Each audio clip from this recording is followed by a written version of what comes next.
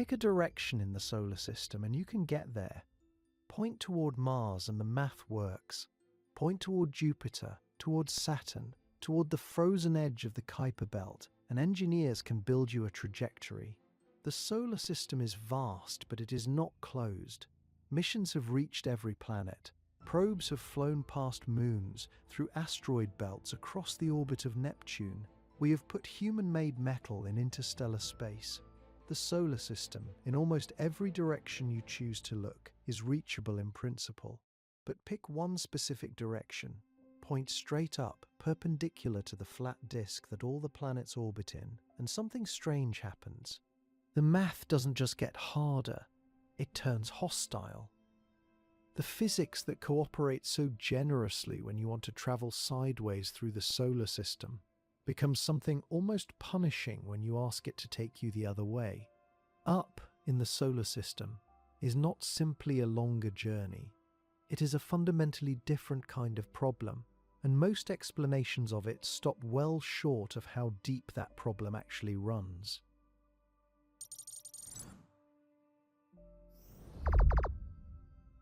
Here is what most people picture when they imagine the solar system.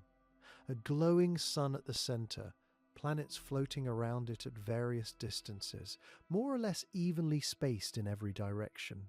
A sphere, the image from textbooks and screensavers and planetarium ceilings. It is wrong. The solar system is not a sphere, it is a disk, a shockingly flat disk.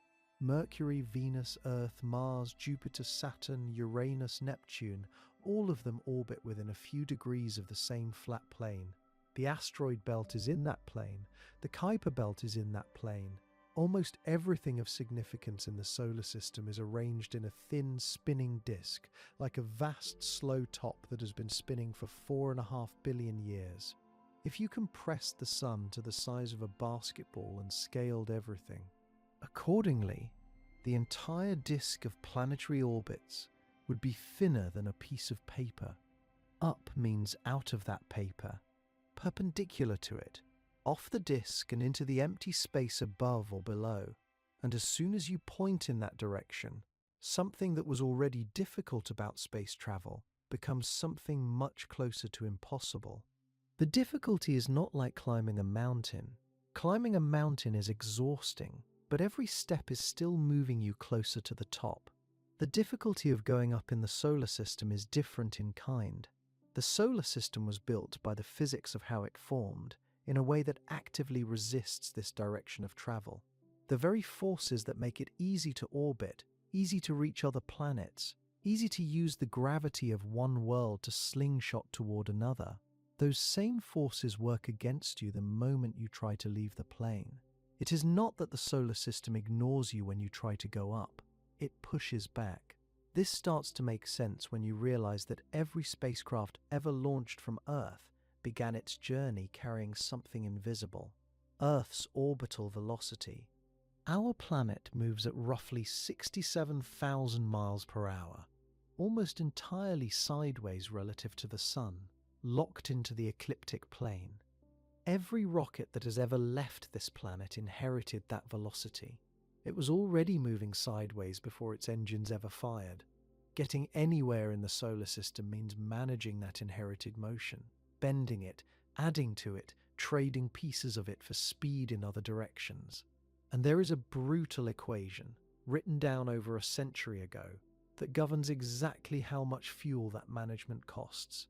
That equation is unforgiving in every direction, but it is especially unforgiving when the direction you want to go is perpendicular to the motion you started with.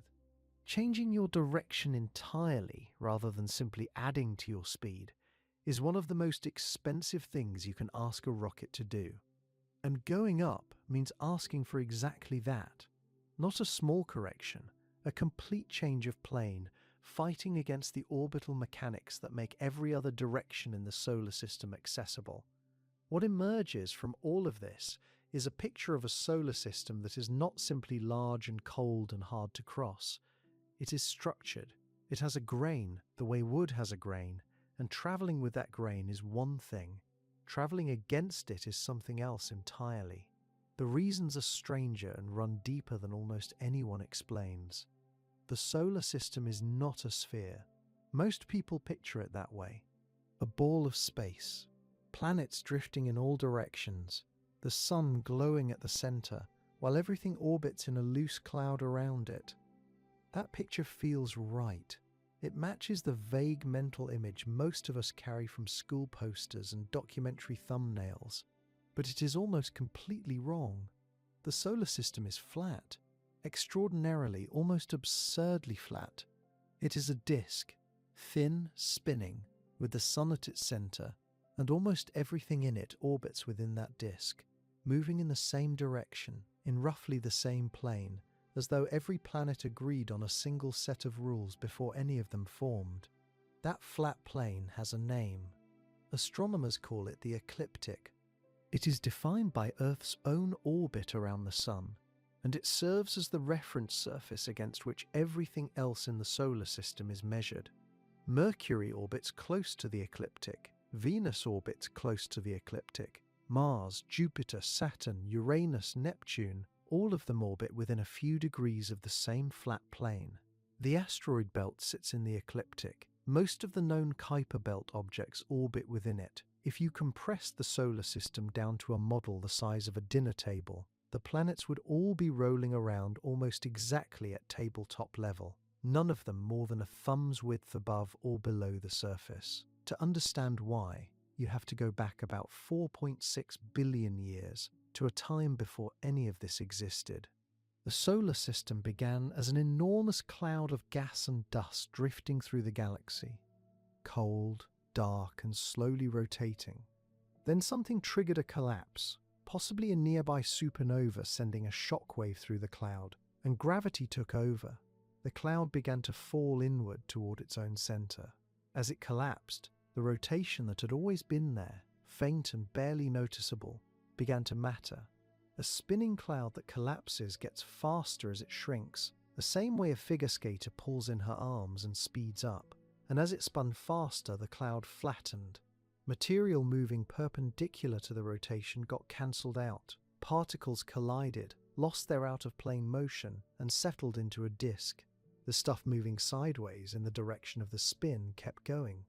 The result was a flat, rotating structure, with most of its mass concentrated at the center, what would become the Sun, and a thin disk of leftover material orbiting around it.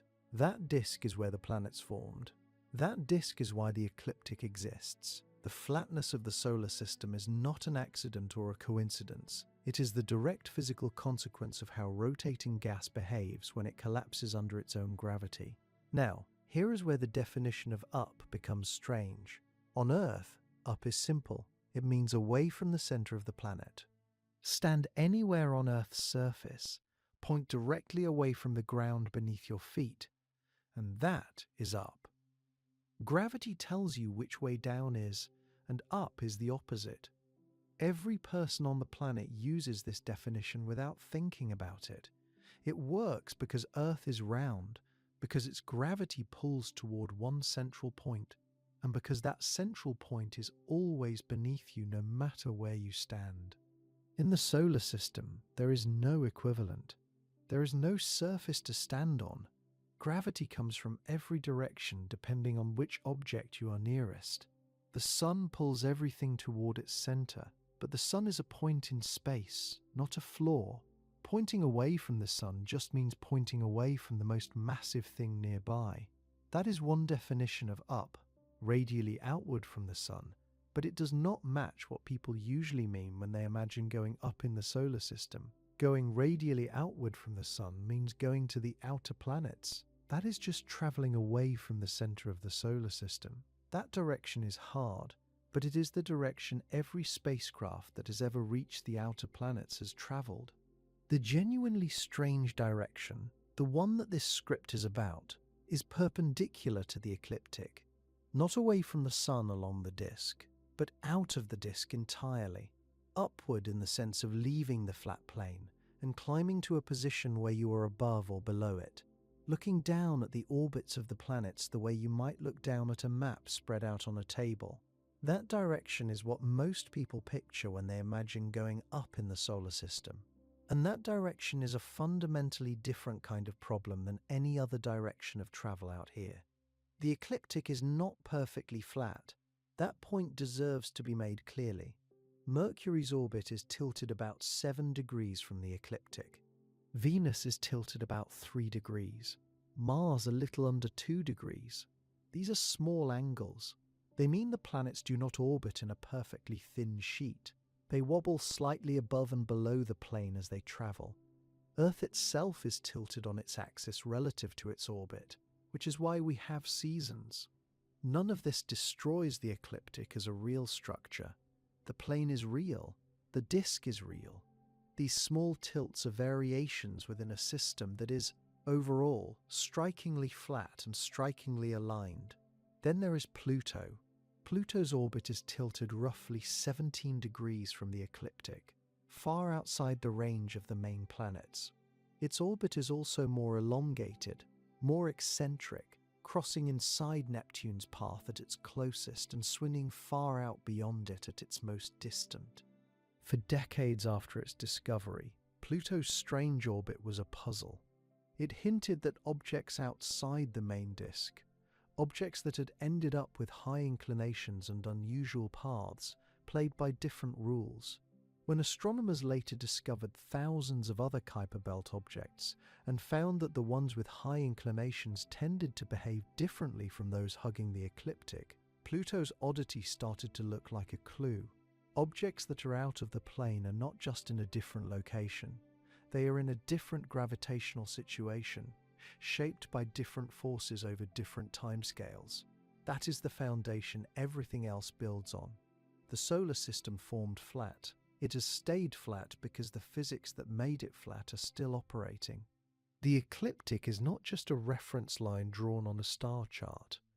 It is the physical record of how a spinning cloud of gas settled into a stable structure over billions of years. Leaving that plane means working against that entire history. Everything about what comes next only makes sense if you hold that picture in your mind. A flat disk, spinning, with the sun at the center, and almost nothing above or below it. The sun is not just the largest thing in the solar system. It is the solar system in almost every sense that matters physically. When astronomers calculate the total mass of everything orbiting the sun, every planet, every moon, every asteroid tumbling through the belt between Mars and Jupiter, every comet drifting through the outer dark, every grain of dust in the farthest reaches of the Oort cloud, they get a number. Then they compare it to the sun. The sun outweighs all of it, combined by a factor of roughly 500. Not twice as heavy, not 10 times, 500 times heavier than every other object in the system added together into a single pile. That number is almost impossible to hold in your mind, so consider what it means in practice. Jupiter is the largest planet in the solar system. It is so large that more than 1,300 Earths could fit inside it.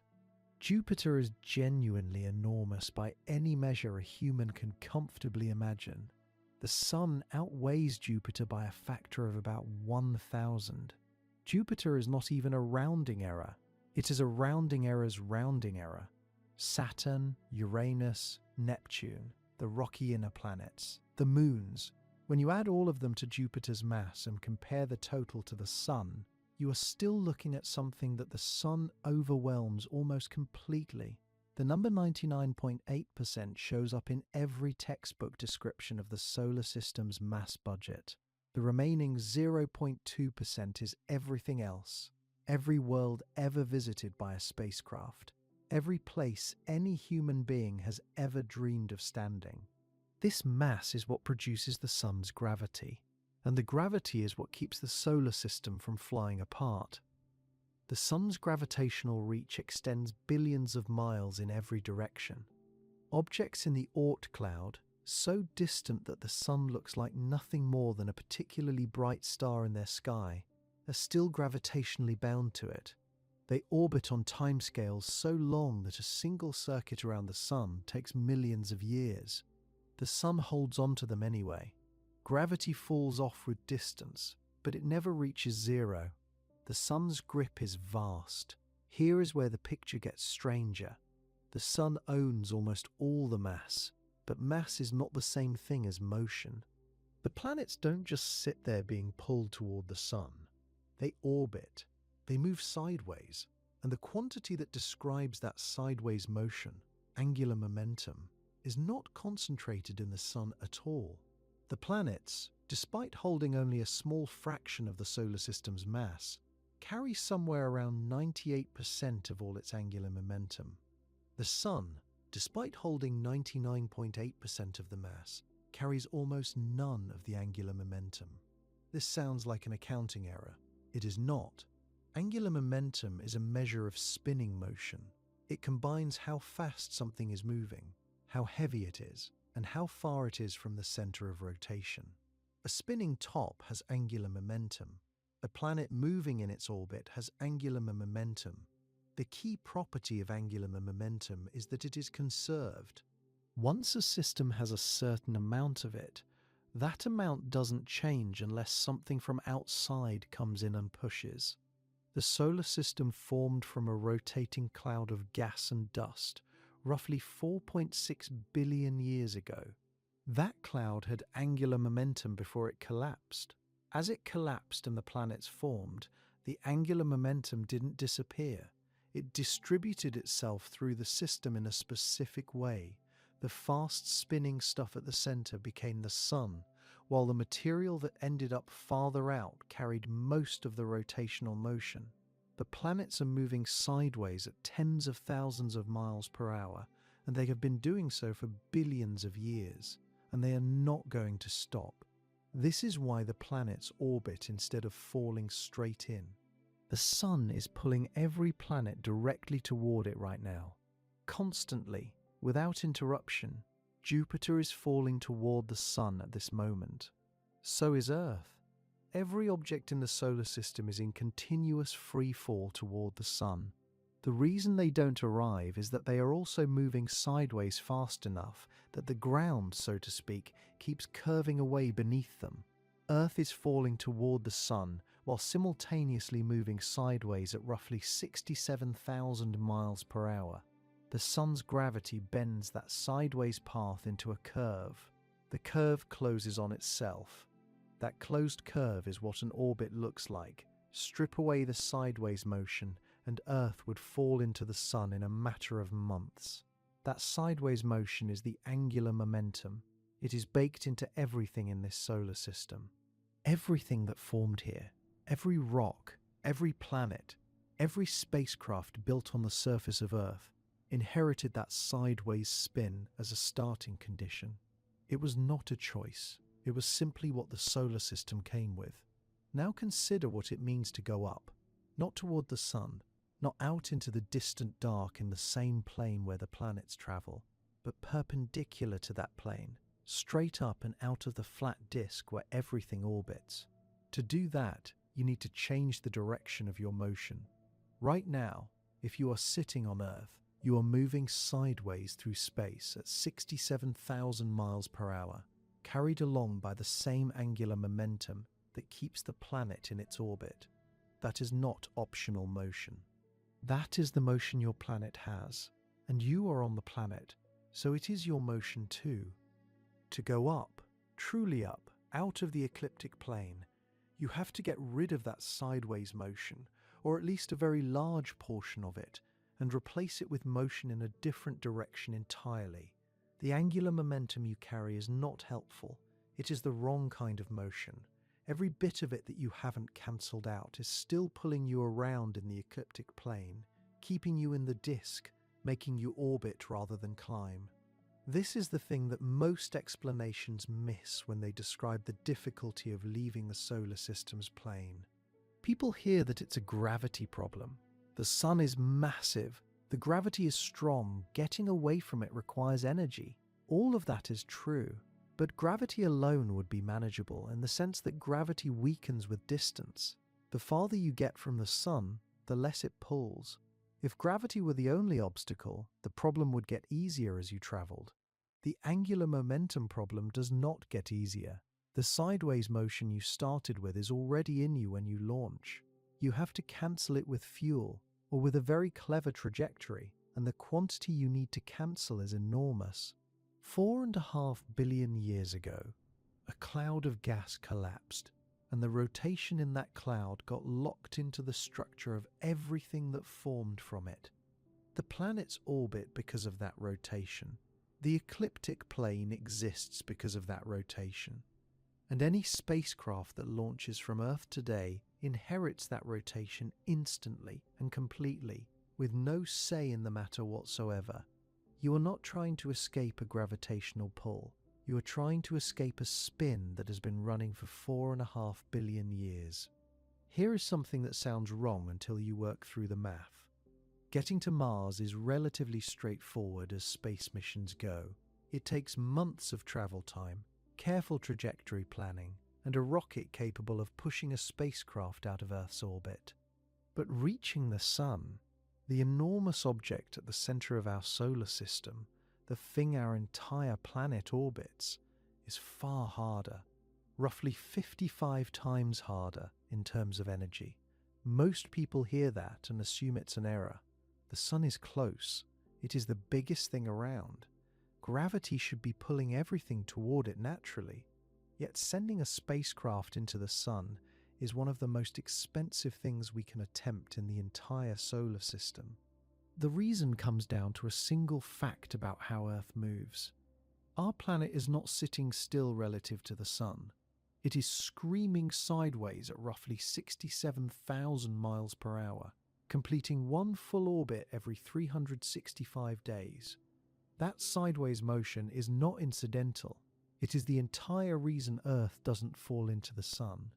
Every second of every day, the Sun's gravity is pulling our planet inward, and every second, Earth's sideways velocity carries it just far enough sideways that it misses. The orbit is a continuous falling and missing, balanced so perfectly that it has held for 4.5 billion years. Now imagine you want to send a spacecraft into the Sun. You might think you could simply point it at the Sun and fire the engines, but that doesn't work. The spacecraft starts with Earth's 67,000 miles per hour of sideways motion built in. If you point it at the Sun and accelerate, you change the shape of its orbit, but it still has all that sideways speed. It will swing toward the Sun and swing back out again. To actually fall into the Sun, you have to cancel the sideways motion first, almost all of it. The spacecraft has to stop moving sideways relative to the Sun, at which point gravity can finally pull it straight in. That is an enormous velocity change. It requires burning extraordinary amounts of fuel in the wrong direction, not toward your destination, but perpendicular to it. Mars, by comparison, is forgiving. To get there, you increase your orbital velocity slightly, pushing yourself into an elliptical path that swings outward to Mars's orbit. You are adding to the sideways motion you already have, extending it into a larger arc. The fuel cost is relatively modest because you are working with the solar system's spin rather than against it. Falling into the Sun demands the opposite. You are not working with the spin. You are fighting it directly, trying to scrub away tens of thousands of miles per hour of built-in sideways momentum. That difference in direction is why the energy cost is 55 times larger. To understand why this matters for going up, consider a spinning top. When a top is spinning fast and balanced, you can try to push it sideways. It won't simply tilt over the way a stopped top would. It resists. It wobbles. The spin stores a kind of stubbornness in the object, a resistance to any force that tries to change the direction of the spin axis. Physicists call this gyroscopic resistance, but the intuition is simple. Rotating things push back when you try to change their rotation. The solar system works the same way. Every object in it carries the memory of the original spin of the gas cloud that formed the whole system. That spin is baked in. Earth orbits sideways at 67,000 miles per hour. Mars orbits sideways at about 54,000 miles per hour. Jupiter at around 29,000. Everything is moving sideways. Everything is participating in the same rotation. The solar system is a spinning top 4.5 billion years old, resists any attempt to change the direction it has chosen. Going up means going perpendicular to that spin, not faster in the orbital plane, not slower, but sideways in a completely different sense, out of the disk entirely, toward what we might loosely call the north or south poles of the solar system. And here is where the numbers get brutal. To change your trajectory from orbiting in the ecliptic plane to climbing straight out of it, you face exactly the same problem as falling into the sun. You have to cancel the sideways motion, all of it, or most of it. A spacecraft launched from Earth carries Earth's 67,000 miles per hour of sideways orbital velocity as its starting condition. That velocity is pointed in the ecliptic plane, every bit of it. To go up instead, you don't want sideways velocity, you want vertical velocity, motion aimed perpendicular to the plane. Getting from one to the other requires cancelling what you have and replacing it with something entirely different. The energy cost for that exchange is not just similar to falling into the sun, it is drawn from the same underlying physics. In both cases, you are trying to change the direction of a very fast-moving object by a large angle. In both cases, the obstacle is Earth's orbital velocity, which was never pointed in the direction you want to go. To reach the sun, you subtract the sideways motion. To go up, you rotate the direction of your velocity by 90 degrees. Neither operation gets any help from the ecliptic plane's orbital mechanics. Both demand that you pay the full cost in fuel. There is no shortcut available for the up direction that doesn't also exist for the sunward direction. When missions fall toward the sun, they can sometimes use planetary gravity assists to bleed off sideways speed gradually, trading patience for fuel efficiency. These maneuvers are slow and complicated, but they work. The out-of-plane direction offers almost nothing equivalent. There are no planets helpfully positioned out of the ecliptic whose gravity could assist you in climbing away from the disk. The planets are all in the plane. Their gravity is all pointed in directions related to the plane. The one direction where you most want assistance is the one direction the solar system's architecture does nothing to help. Some missions have tried clever approaches. Deep inclination changes using Venus flybys can shift a trajectory's angle somewhat. Long arcing paths that go far from the sun first, where the ecliptic's gravitational grip weakens slightly, can make certain inclination changes marginally cheaper. But marginally is the key word. The fundamental energy requirement doesn't disappear.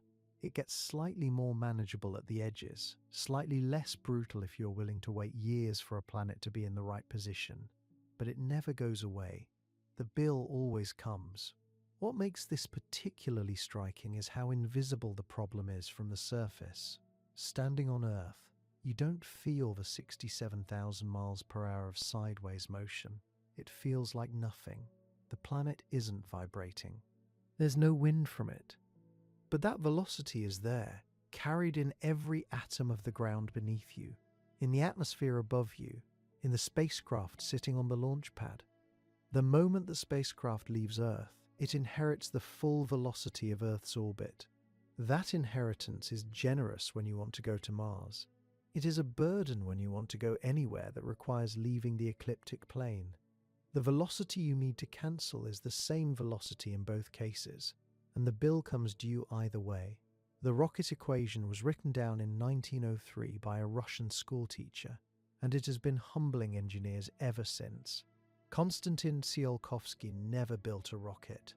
He was a deaf, largely self-taught mathematician working in a small town far from any major research institution, and he derived a formula that still governs every spacecraft ever launched. The equation is not complicated to write out. What it says in plain language is almost brutal. To go faster, you burn fuel, but the fuel you haven't burned yet is sitting on your rocket, adding mass, which means you have to burn more fuel just to carry the fuel you're planning to burn later. The relationship between fuel and velocity doesn't grow in a straight line.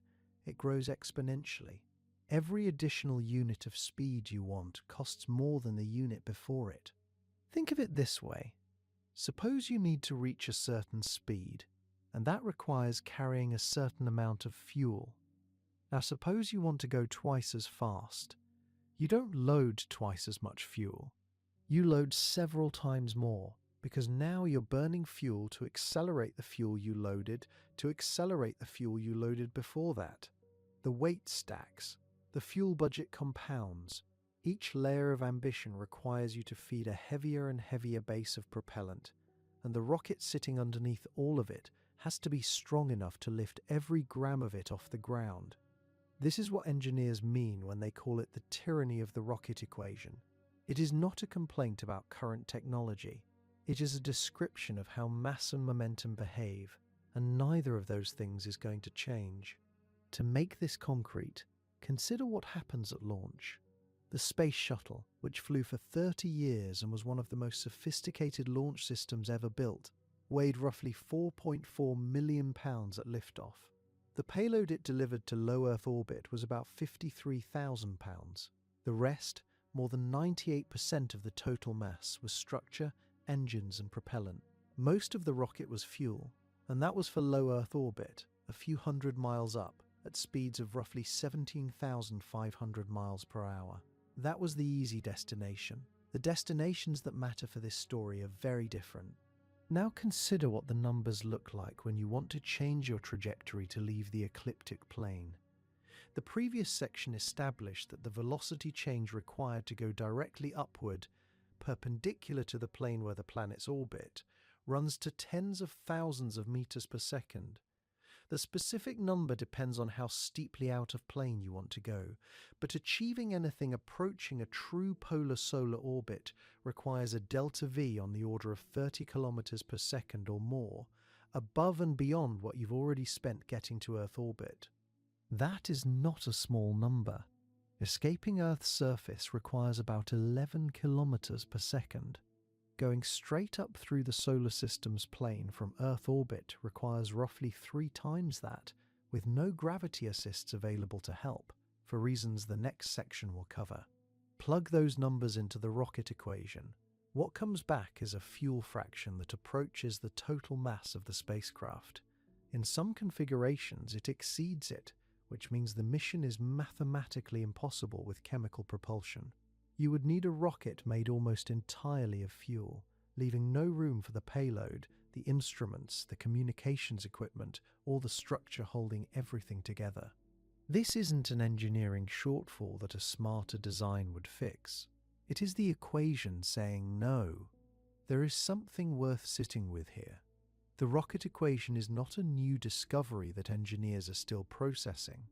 It has been known for over a century. Every serious space agency on Earth has teams of people who understand it deeply, and yet the conclusion has not changed. Chemical rockets, no matter how well built, cannot achieve the velocity changes required to go meaningfully out of the ecliptic plane without help from something else. This is not a failure of ambition or funding. It is physics operating exactly as described. The best chemical rocket engines in use today burn liquid hydrogen and liquid oxygen, releasing enormous energy per kilogram of propellant. The exhaust velocity of these engines reaches about 4.4 kilometers per second. That is close to the theoretical ceiling for chemical combustion, limited by the bond energies of the molecules involved. You could spend unlimited money on engineering refinements and you would not push that ceiling dramatically higher. The chemistry of combustion has limits, and those limits are what they are. What this means in practice is that as you add more velocity change to your target, the required fuel mass grows faster than any reasonable spacecraft can accommodate. Somewhere around 9 or 10 kilometers per second of delta V. A fully optimized chemical rocket is already carrying more than 90% of its mass as propellant. Push to 20 kilometers per second, and the math produces answers that have no physical solution. There is no fuel fraction above 100%. At some point, the rocket simply cannot be built in any configuration that leaves room for anything worth sending. The problem is worse for out-of-plane travel than for any other deep space destination because of one specific feature of the geometry. When you fly to Mars or Jupiter, a significant portion of the velocity change you need comes for free, or nearly free, because Earth is already moving in the right direction. You are traveling along the ecliptic plane in the same direction the solar system is spinning, and Earth's orbital velocity is already a contribution to your speed. You're spending fuel to adjust your trajectory, not to build all of it from scratch. When you turn perpendicular to the ecliptic, when you want to go up rather than sideways, that contribution vanishes entirely. Earth's orbital velocity is doing you no good. You start from a standstill in the direction that matters, and you burn fuel for every meter per second of out-of-plane speed you want to acquire. This is why the rocket equation bites so much harder in this direction than in any other. The ecliptic plane is the direction of cheap travel precisely because the planets are already moving in it. Out of the plane, you are fighting from scratch, and the exponential math compounds against you from the first moment. Some engineers have asked whether staging, building rockets in multiple layers, each discarded after its fuel is spent, can change this fundamental picture. Staging helps. Every large rocket in operation today uses it.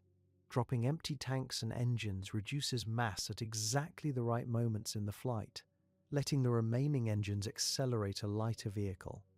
But staging does not rewrite the equation. It is an optimization, and a significant one, but the underlying exponential relationship between fuel mass and velocity change still holds.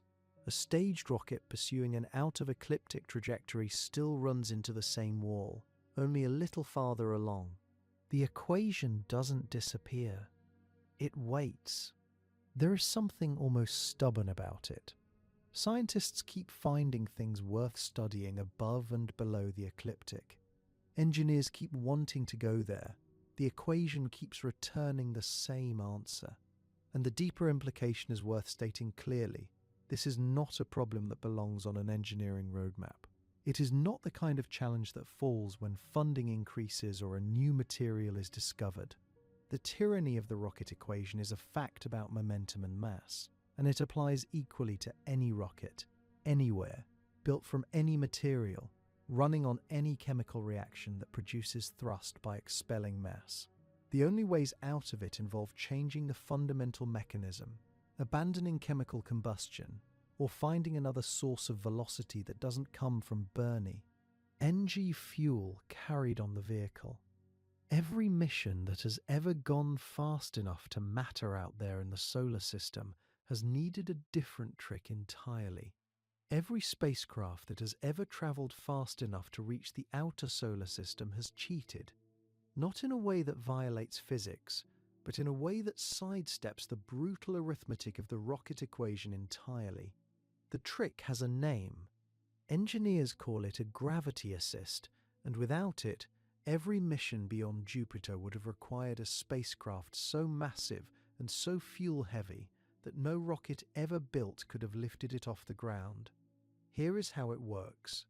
A planet moving through space carries enormous momentum. Jupiter, for example, is orbiting the Sun at roughly 29,000 miles per hour, and it has been doing so for 4.5 billion years. When a spacecraft approaches Jupiter at the right angle and the right speed, Jupiter's gravity bends the spacecraft's path around the planet. As the spacecraft swings around and pulls away, it leaves with more speed than it arrived with. The planet slows down by an infinitesimally small amount. The spacecraft speeds up by an amount that matters enormously. No fuel burned, no chemical reaction, just geometry and gravity working together. The planet hands the spacecraft a fraction of its own orbital momentum, and the spacecraft carries it away like a passenger boarding a moving train. The effect is not subtle. Voyager 1, launched in 1977, needed to reach a speed high enough to escape the Sun's gravity and cross into interstellar space. A direct chemical rocket burn from Earth could not have achieved this. The fuel requirements would have been impossible. Instead, Voyager flew past Jupiter in 1979 and gained roughly 35,000 miles per hour. It then swung past Saturn in 1980 and gained more. By the time it cleared the outer solar system, it was traveling at a speed no rocket stack of any practical size could have delivered from a standing start. The gravity assists did not merely help, they were the mission. Without them, Voyager would have coasted to a stop somewhere in the asteroid belt, its momentum exhausted. This trick works so beautifully because of where the planets are and how they move. Every major planet in the solar system orbits in roughly the same flat plane, the ecliptic, and they all orbit in the same direction. Their momentum is almost entirely sideways, moving along that plane. When a spacecraft wants to go faster in that same direction, a gravity assist is perfectly suited to the task. The planet is already moving the way the spacecraft wants to go. Swinging around it adds speed in exactly the right direction. The geometry cooperates. Now consider what happens when you want to go up. Not faster along the ecliptic, but perpendicular to it. Instead of speeding along the orbital highway, you want to climb off the highway entirely and head somewhere no planet has ever been. This is where the trick stops working, and stops working completely. Gravity assists can change a spacecraft's speed. They can also change a spacecraft's direction, but only within narrow limits, and only in directions that align with the motion of the planet being used. A planet moving sideways in its orbit can give you more sideways speed, or it can redirect you along a slightly different sideways path. What it cannot do is give you significant upward momentum, because the planet has almost none. No planet in the solar system is travelling upward in any meaningful sense. They are all locked into the ecliptic, all moving along it, all carrying momentum in that plane.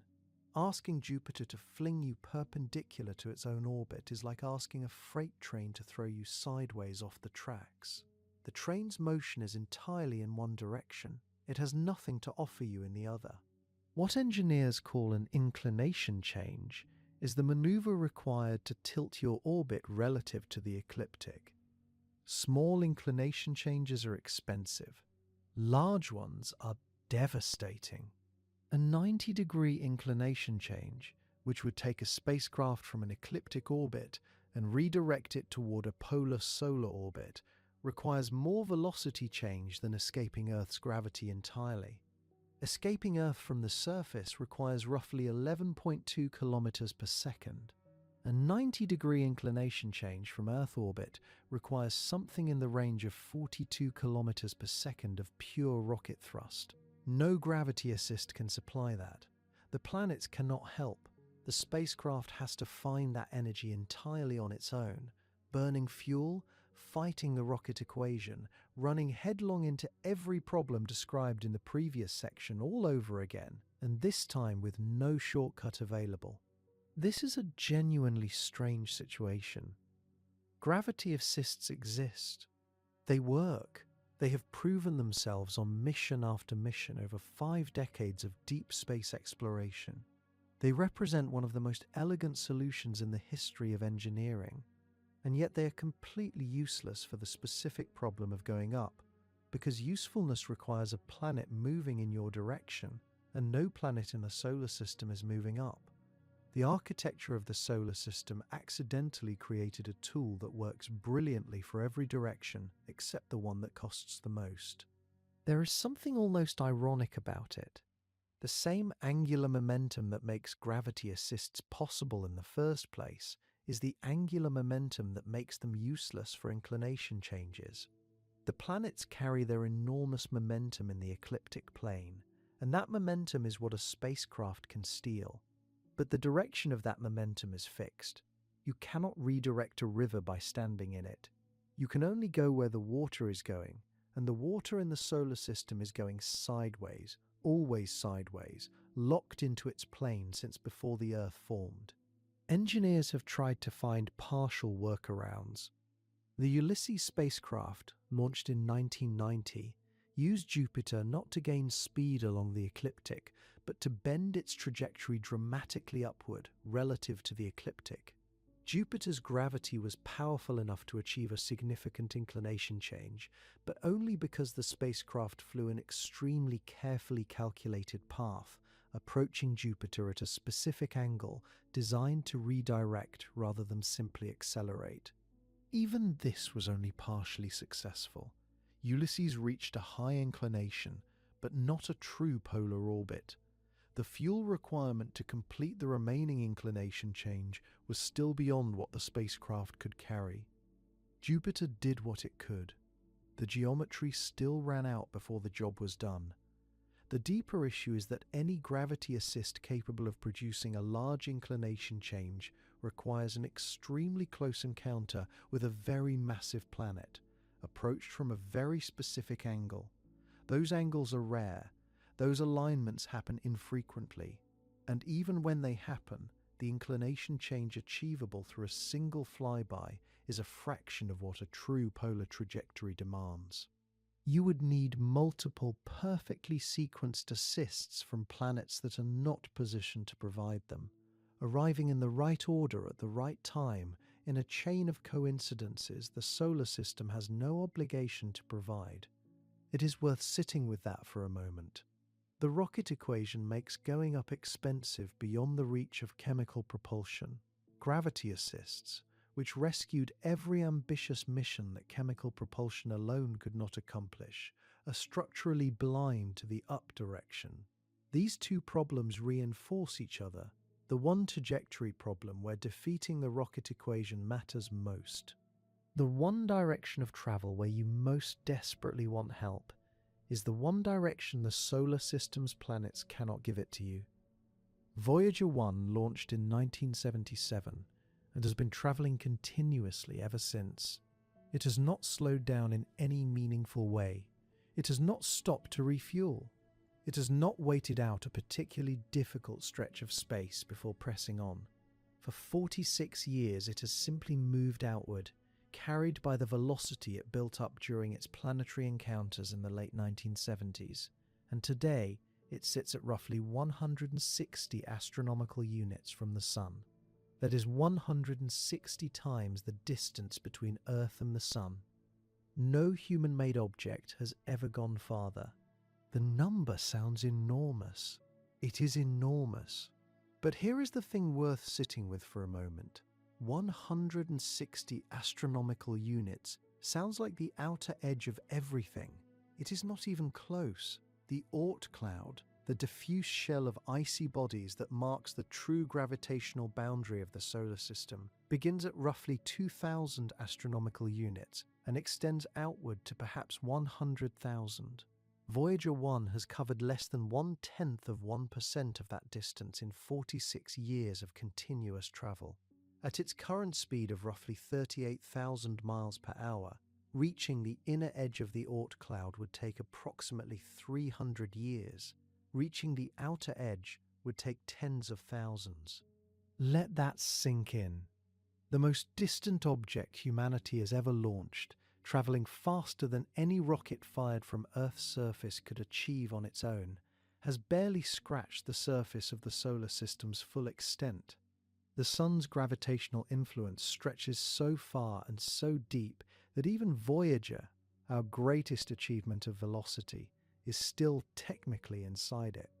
The heliopause, the point where the Sun's solar wind finally gives way to interstellar space, sits at around 120 astronomical units. Voyager 1 crossed that threshold only in 2012, 35 years after launch. It crossed the boundary of interstellar space before it crossed 1% of the distance to the Oort cloud's outer edge. The significance of that crossing in 2012 has been widely misunderstood.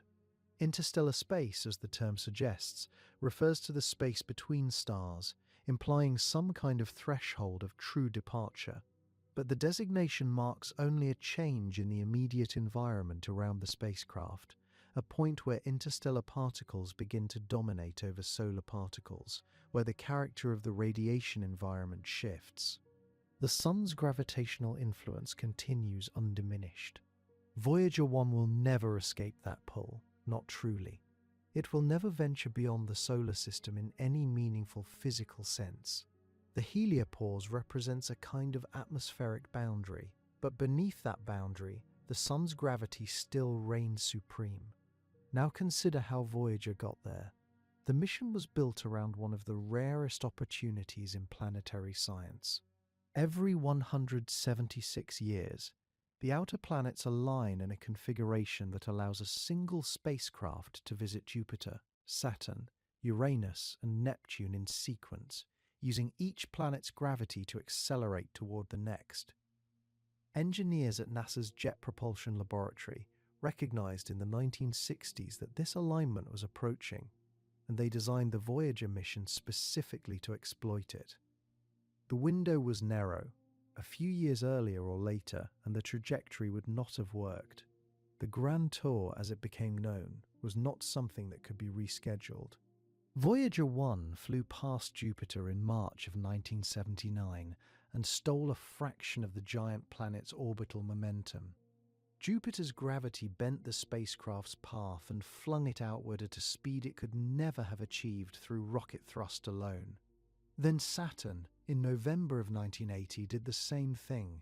Each encounter added velocity that would have required an impossible quantity of fuel to generate chemically. Without those two flybys, Voyager 1 would not be where it is today.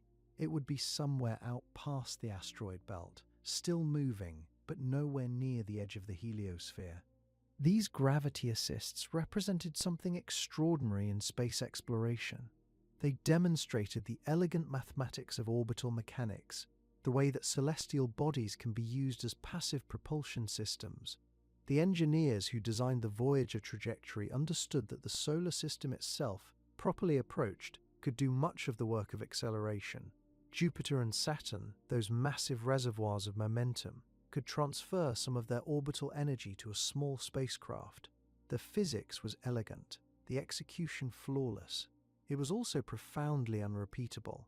This particular alignment will not occur again for 176 years. This is the ceiling.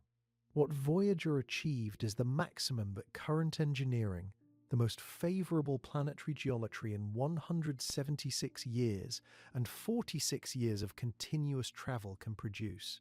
The spacecraft is still moving, still transmitting faint signals back to Earth, its power slowly draining as its radioactive heat sources decay. It is an extraordinary machine, and yet it is still, by the Oort cloud's measure, barely outside the sun's front door.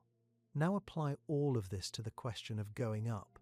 Voyager was designed to leave the solar system in the most favorable possible direction, along the ecliptic plane, moving with the orbital momentum that Earth's motion had already provided, using the gravity of the largest planets in the solar system to amplify its speed. Every advantage the solar system could offer was stacked in Voyager's favor. The planets were aligned to help.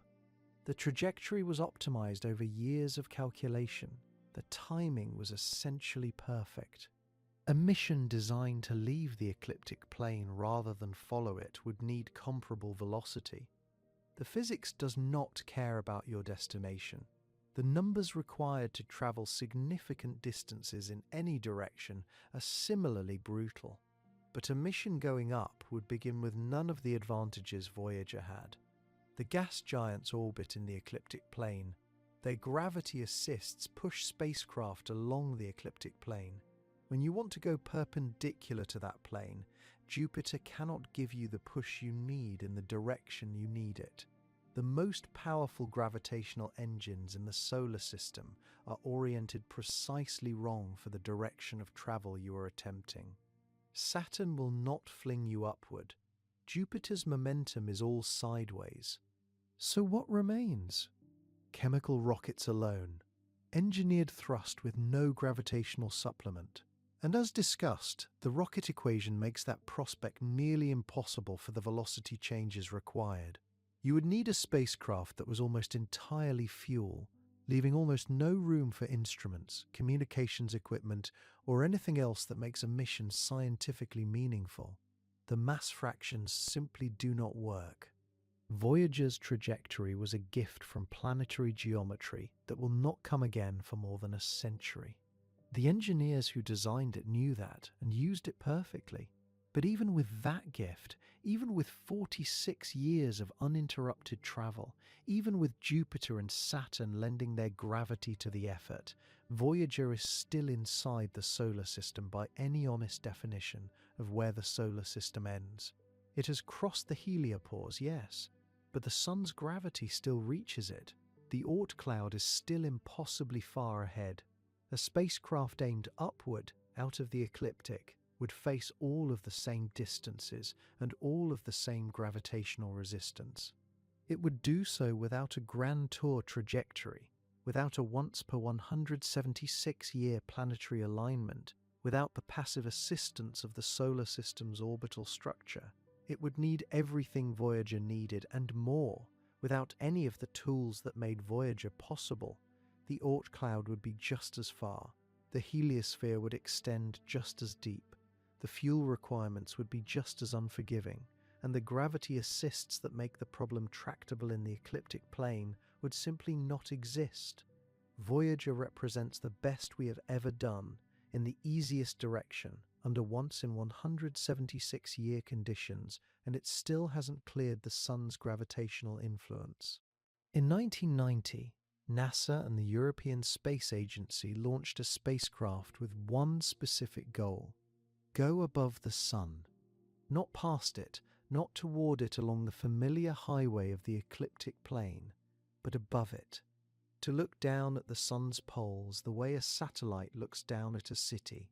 The mission was called Ulysses, and what makes it remarkable is not just what it found. It is what the engineers had to do before the spacecraft could even begin going in the right direction. Ulysses was the first and, to this day, the only spacecraft ever designed from the ground up to observe the sun from outside the ecliptic plane. Scientists had real reasons to want this. The sun's polar regions were poorly understood. The magnetic field emerging from the poles was a mystery. The fast solar wind, which blows outward in all directions from the sun, seemed to behave differently at high latitudes than it did in the ecliptic plane, and nobody had direct measurements to prove or disprove the models. The data gap was real, and it had consequences. Solar activity drives space weather across the entire solar system. Without understanding what happens at the poles, the full picture would always be incomplete. So the mission was approved, the instruments were built, the spacecraft was assembled, and then the engineers sat down to figure out how to actually get there. What they found was a wall. The velocity change required to send Ulysses directly from Earth orbit into a polar solar orbit, an orbit inclined 90 degrees relative to the ecliptic, was approximately 17 kilometers per second. To put that number in context, escaping Earth's gravity from the surface requires about 11.2 kilometers per second. The velocity change needed to go straight up in the solar system is greater than the velocity change needed to leave an entire planet behind. With any reasonable spacecraft mass, with any chemical propulsion system that existed in 1990 or that exists today, carrying enough fuel for a direct 17 kilometers per second inclination change is not a problem engineering can solve. The mass fraction required, the fraction of the spacecraft's total launch weight that would need to be fuel, approaches a number that leaves almost nothing for engines, structure, or instruments. There would be no spacecraft, just a fuel tank. So the mission planners did something that sounds almost absurd on first hearing. To go up, they first sent Ulysses away from the sun, out into the ecliptic plane, in the wrong direction entirely, toward Jupiter. Jupiter lies roughly 5 astronomical units from the sun. Getting there from Earth takes approximately 2 years of travel time. Ulysses launched in October 1990 and spent the better part of 2 years crossing the solar system in the plane it was trying to escape, eating up time, moving away from its actual destination, putting hundreds of millions of kilometers of distance between itself and the sun it was supposed to study. From the outside, it looked like a mission going in the wrong direction. That is because it was, deliberately. The logic becomes clear only when you understand what Jupiter can do. Jupiter is so massive that its gravity well is deep enough to fundamentally redirect a fast-moving spacecraft. By approaching Jupiter at precisely the right angle and speed, Ulysses could swing around the planet and emerge from the encounter on a completely different trajectory. Not faster in the ecliptic plane, but tilted sharply out of it. Jupiter's gravity essentially acted as a lever, pivoting the spacecraft's path upward relative to the Sun. The energy for that maneuver came from Jupiter's own orbital motion. The planet lost a microscopic, unmeasurable fraction of its momentum. Ulysses gained a trajectory that no rocket could have purchased directly. In February 1992, Ulysses flew past Jupiter. The encounter worked. The spacecraft came around the planet's south pole and emerged on a path arcing sharply out of the ecliptic. For the first time in the history of spaceflight, a human-made object was climbing away from the plane of the solar system on purpose. The trajectory was steep enough that Ulysses would eventually pass over the Sun's south pole, drop back through the ecliptic, and climb over the Sun's north pole. It would complete this loop roughly every 6 years, giving scientists repeated polar observations across different phases of the solar cycle. There is an important detail worth holding on to. Ulysses did not achieve a true polar orbit. A perfect 90-degree inclination from the ecliptic would have required even more energy than the Jupiter assist could provide. What Ulysses actually reached was an orbit inclined at roughly 80 degrees, high enough to observe the polar regions in genuine detail, but not quite the perpendicular geometry that a perfect polar orbit would require. The mission was as close to going straight up as anyone has ever managed, and it still fell short of vertical by 10 degrees. Those 10 degrees represent the gap between what a Jupiter gravity assist can accomplish and what the physics of a true polar orbit demands. The data Ulysses returned was genuinely surprising. The Sun's polar magnetic field was weaker than most models had predicted. The fast solar wind streaming from the poles was cleaner and more uniform than the turbulent, structured wind observed near the ecliptic. These were not small refinements to existing knowledge. They were findings that forced revisions to solar physics models that had been considered reliable for decades. And they came from a single spacecraft, following the only trajectory that was physically achievable after a 2-year detour to a planet that orbits in the exact plane the mission was trying to escape. The full Ulysses mission ran until 2009. By then, the spacecraft had completed 2 full polar orbits of the Sun, observing the poles during both a solar maximum and a solar minimum. Each pass added to a data set that remains, to this day, essentially irreplaceable. No mission since has achieved a comparable orbit. No mission currently in development is designed to do so.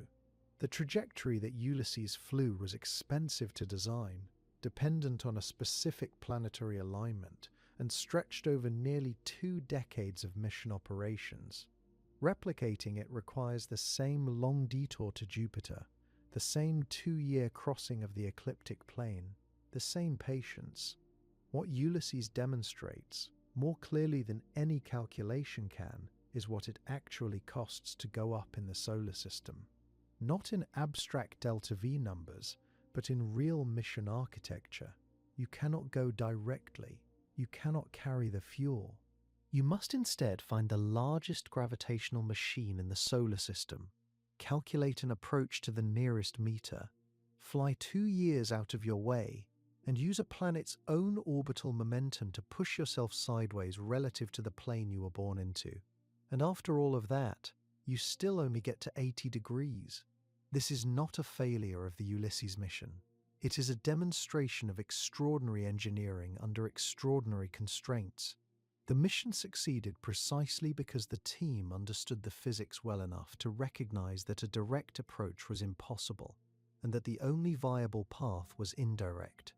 They accepted the detour because they had no other option.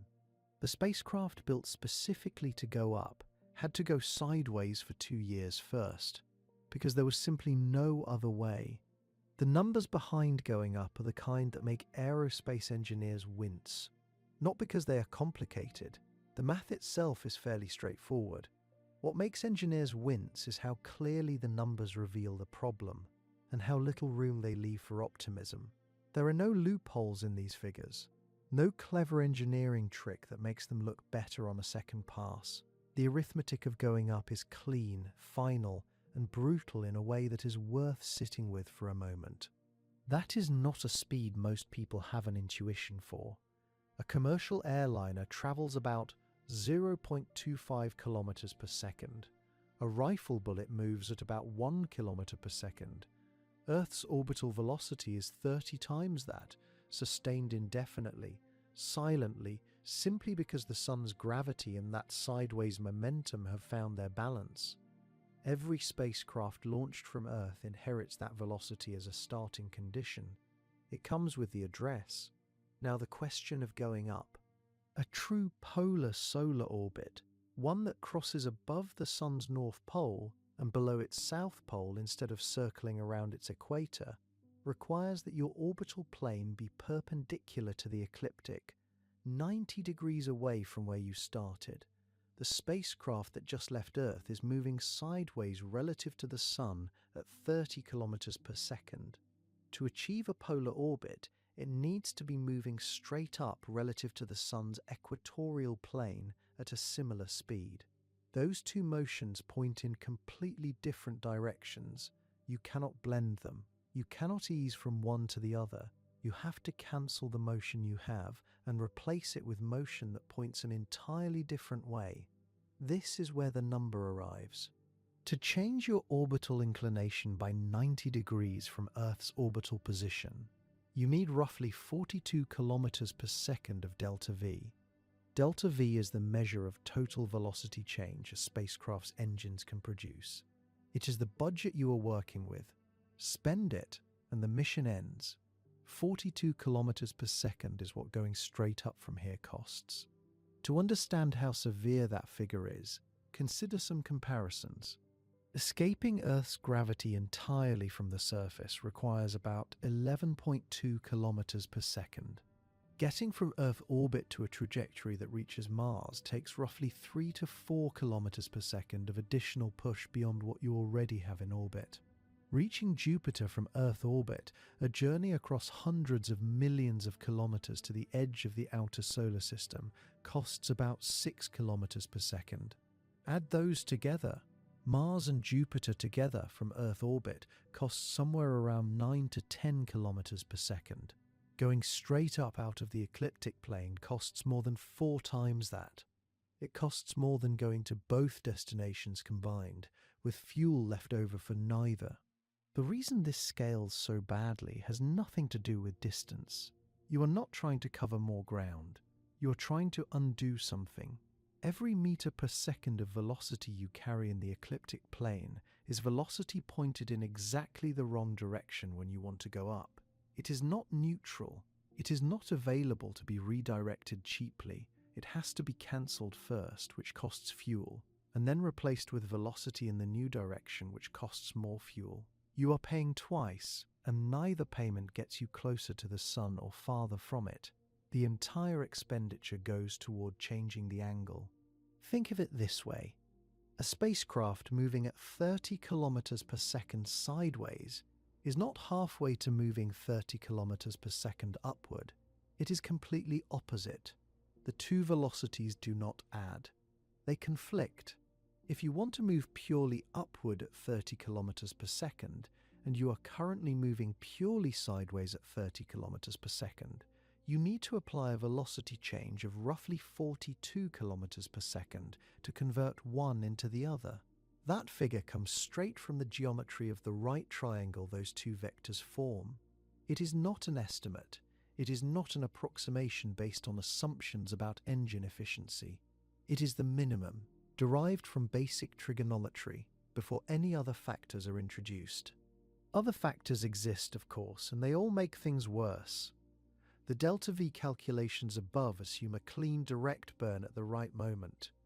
Real trajectories involve gravity from multiple bodies. timing constraints, and the unavoidable reality that burning your engines at different points in an orbit produces different results. The 42 kilometers per second figure is the floor of what going up costs. Realistic mission planning tends to push that number higher, not lower. Here is what that means in concrete hardware terms. Chemical rocket engines, the kind that have powered every crewed mission in history and most uncrewed ones, produce exhaust velocities in the range of 4 to 4.5 kilometers per second. The relationship between exhaust velocity, delta V, and fuel mass is what Tsiolkovsky described more than a century ago, and it is not forgiving. To achieve 42 kilometers per second of delta V with a rocket engine producing 4.5 kilometers per second of exhaust velocity, the mass ratio of fuel to spacecraft at launch becomes effectively impossible.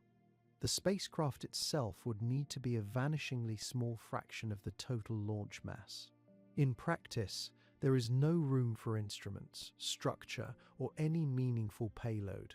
The math does not produce a spacecraft. FT. It produces a fuel tank with aspirations. This is why Ulysses, the one mission actually built to go up, had to cheat by going sideways first. The delta V required to go up directly could not be manufactured. Not with 1990s technology and not with today's. The only way to achieve a high solar inclination was to use Jupiter's gravity, a maneuver that cost years and an enormous detour in the wrong direction, just to borrow enough velocity change to get partially above the plane. And even then, Ulysses only reached about 80 degrees of inclination. The full 90 remained out of reach. The asymmetry at the heart of all of this is worth stating plainly. The solar system is extraordinarily generous about helping spacecraft move in certain directions. Planetary gravity assists add velocity in the ecliptic plane almost for free. Orbital mechanics makes trajectories to Mars, Jupiter, and Saturn achievable with modest fuel expenditure. But that generosity is directional. It applies to motion that follows the grain of the solar system. Going up goes against the grain, and the solar system charges full price for that, with no discounts available and no exceptions in the equations. The obvious response to all of this is that the technology will improve. It always has. Every generation of engineers has looked at the numbers that stopped the previous generation and found a way through. So the question is worth taking seriously. If the energy cost of going up is the fundamental obstacle, can a better engine change the equation enough to matter? The honest answer is that some technologies genuinely help, and some are more elegant in concept than in practice, and none of them, at least none that exist today or are close to existing, actually remove the underlying problem. Start with nuclear thermal rockets, because they are the most mature of the alternatives. A nuclear thermal rocket works by heating propellant, usually hydrogen, with a nuclear reactor instead of combustion. The propellant expands and exits through a nozzle, the same way it does in a chemical rocket, but because the reactor can heat the gas far beyond what any chemical reaction can achieve, the exhaust moves faster. Faster exhaust means better efficiency. In engineering terms, nuclear thermal rockets roughly double the specific impulse of the best chemical engines. That is a real improvement. It is not a trivial improvement. Doubling efficiency means carrying substantially less propellant mass for the same velocity change, and because of how the rocket equation works, that translates to significantly smaller spacecraft or significantly more capable missions. But doubling efficiency does not cut the problem in half, not when you are starting from a deficit of tens of kilometers per second. The energy cost of a 90-degree orbital inclination change from Earth orbit is so large that even a doubled specific impulse leaves you with fuel fractions that are physically unreasonable for a useful spacecraft. Nuclear thermal rockets move the needle. They do not move it far enough to make going up straightforward. Ion engines are a different story. They work by using electricity to accelerate charged particles, ions, to extremely high speeds and expelling them as thrust. The exhaust velocity of an ion engine can be 10 times higher than a chemical rocket, and in some designs, significantly more than that.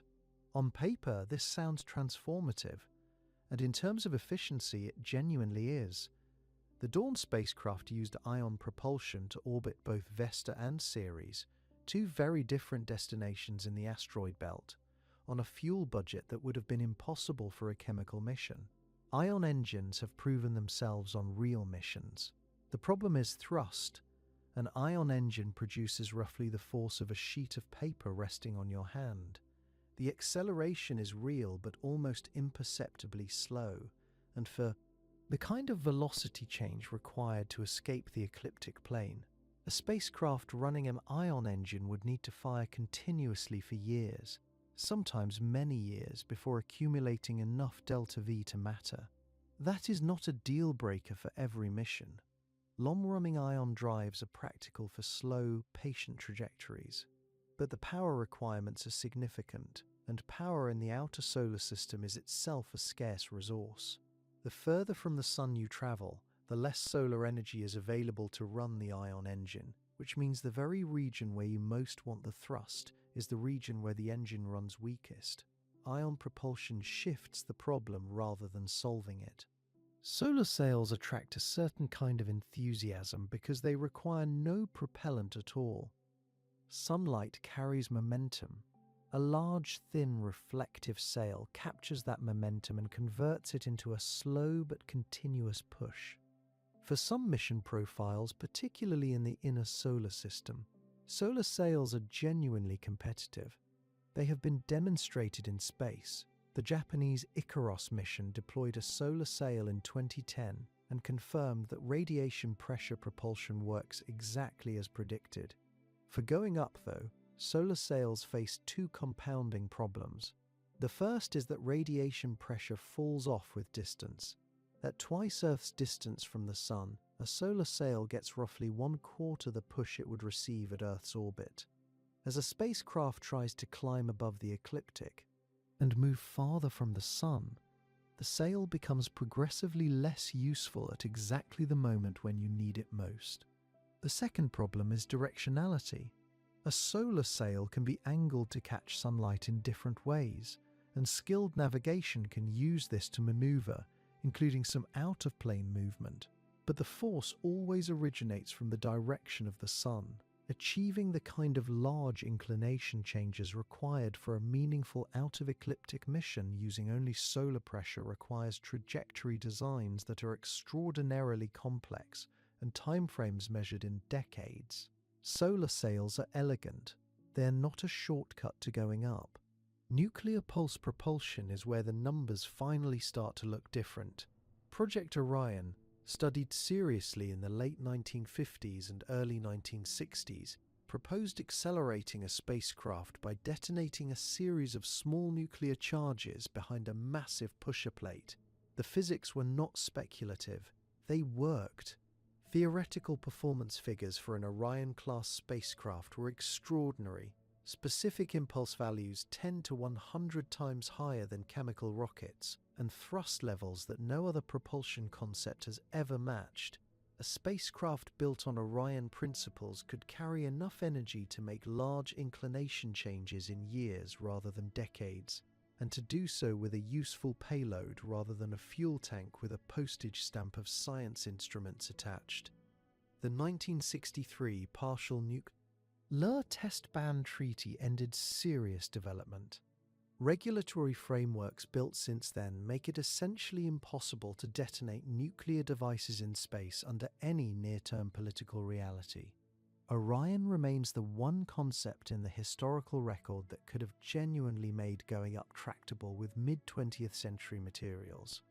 That it was shelved is one of the more consequential decisions in the history of space exploration. Modern descendants of the concept, sometimes called nuclear pulse or external pulse propulsion variants, appear occasionally in research papers. They remain theoretical.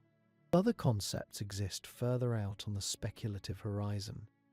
Fusion propulsion, if it ever becomes practical, would offer performance somewhere between advanced ion drives and nuclear pulse systems, with fewer regulatory obstacles than fission or pulse designs. Antimatter drives appear in theoretical calculations with performance numbers that would make any trajectory in the solar system trivial, but producing antimatter in useful quantities requires energy input so large that the concept belongs more to physics thought experiments than to engineering roadmaps. Laser propulsion, where a ground or orbital installation beams energy to a spacecraft to drive either a sail or a thermal rocket, could decouple the power source from the spacecraft mass problem entirely. None of these are engineering projects. They are research directions. The pattern that runs through every one of these technologies is the same. Some improve efficiency, some improve thrust. None remove the fundamental constraint, which is that the solar system's angular momentum is real. The velocity change required to escape the ecliptic plane is large, and every kilogram of spacecraft that wants to go up has to pay for that change in some form of energy. Better propulsion means paying that bill more efficiently. It does not mean the bill disappears. The rocket equation was derived from conservation of momentum, and conservation of momentum is not a policy that better engineering can overturn.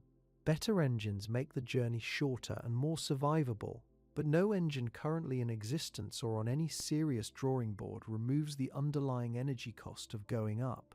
Gravity wells are real things, not just metaphors, and the sun's is deep enough to swallow almost anything we can throw at it. The word well is doing real work here. A gravity well is a mathematical description of the energy required to move from one point in a gravitational field to another. The deeper you start inside a well, the more energy it costs to climb out.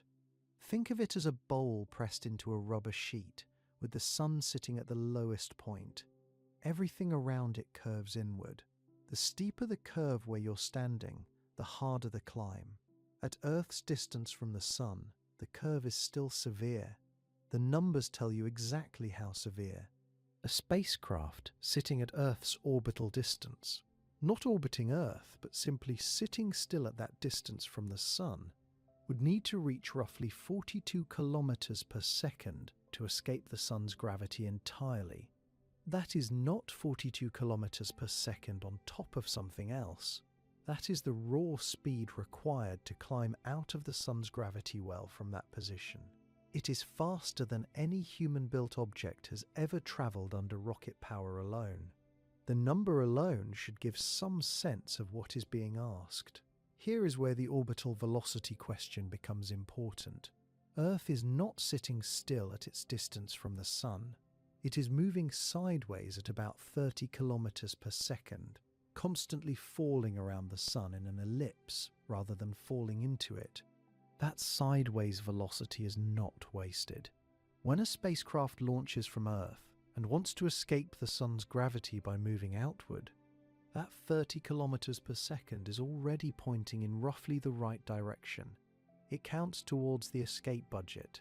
The spacecraft needs only to add about 12 more kilometers per second of velocity to what Earth has already given it, and it can leave. That is still an enormous velocity change, but it is manageable. The Voyager probes did it with gravity assists from Jupiter and Saturn stacking on top of that starting advantage. Now consider what happens when a spacecraft wants to go up instead of out along the ecliptic. The geometry changes completely. Earth's 30 kilometers per second of orbital velocity is pointing sideways around the sun in the plane of the ecliptic. Going up means going perpendicular to that direction. The orbital velocity is not pointing anywhere useful anymore. Worse, it is actively pointing the wrong way. To go up, a spacecraft does not just add velocity in a new direction. It has to cancel the velocity it already has and replace it with velocity pointing somewhere entirely different. The 30 kilometers per second Earth contributed is now dead weight that has to be overcome before any meaningful upward motion can even begin. This is the geometry of the bowl made concrete. Picture a marble rolling fast around the inside of a smooth bowl. The marble is not falling to the bottom because its sideways speed keeps pushing it back up the curve. Now try to make that marble climb the side of the bowl in a direction perpendicular to the way it is spinning. The spin does not help. The marble's momentum is all in the wrong direction. To push it sideways up the bowl, you have to fight the existing motion first. The solar system works the same way, with every spacecraft inheriting Earth's sideways momentum and then paying the full price to redirect it. The depth of the sun's gravity well changes as you move outward, but it does not collapse quickly. At twice Earth's distance from the sun, the gravitational pull is 1/4 as strong. That sounds encouraging until you remember that you had to do all of the work of climbing from Earth's distance to get there. The well becomes shallower the higher you climb, but it does not become shallow fast enough to spare you. Most of the energy cost is concentrated near the bottom, close to the sun, where gravity is strongest and where every spacecraft in the inner solar system begins its journey. There is another feature of this climb that makes the upward direction particularly unforgiving. Along the ecliptic plane, the solar system provides rest stops of a kind. Planets exert gravity. A spacecraft heading outward from Earth can use Jupiter's enormous gravitational field to accelerate, picking up speed without burning fuel. There is a kind of infrastructure to the ecliptic plane, built from the orbital motion of massive objects all moving in roughly the same direction. That infrastructure is useful because it is aligned with the direction of travel. Going up strips that infrastructure away. There are no massive planets orbiting significantly above or below the ecliptic. Nothing up there is moving in a direction that can hand energy to an outward-bound spacecraft. The gravity assist technique, which has been the only practical way to achieve high velocities in the outer solar system, depends on encountering a moving planet and borrowing a fraction of its momentum. To borrow momentum from a planet, the planet has to be moving in a direction that helps. Above the ecliptic plane, there are no such planets, no such encounters, and no borrowed momentum available. The spacecraft is on its own. The bowl analogy captures something else worth holding on to. A marble rolling around the inside of a bowl is constantly exchanging energy between motion and height. When it rolls to a higher point on the curve, it slows slightly but stores that height as potential energy it can reclaim. The marble never leaves the bowl because it does not have enough energy to reach the rim. A spacecraft trying to go up is trying to reach the rim from the inside, without the marble's ability to convert height back into speed on the way back, because it is not trying to come back. Every kilometre of altitude gained above the ecliptic has to be bought with fuel that is gone once burned. The height is real, but cannot be traded back. And beyond the rim, if a spacecraft somehow reached a position significantly above the ecliptic, there is nothing waiting there to help it continue. No aerobraking in a convenient atmosphere to shed excess velocity. No orbiting station to dock with and refuel. No gravitational body nearby large enough to provide a useful assist. The emptiness above the ecliptic plane is very nearly total. The resources of the inner solar system, thin as they already are for spacecraft purposes, do not extend upward. What a spacecraft carries on departure is what it has. It is worth asking what you would actually find if you somehow managed to go up.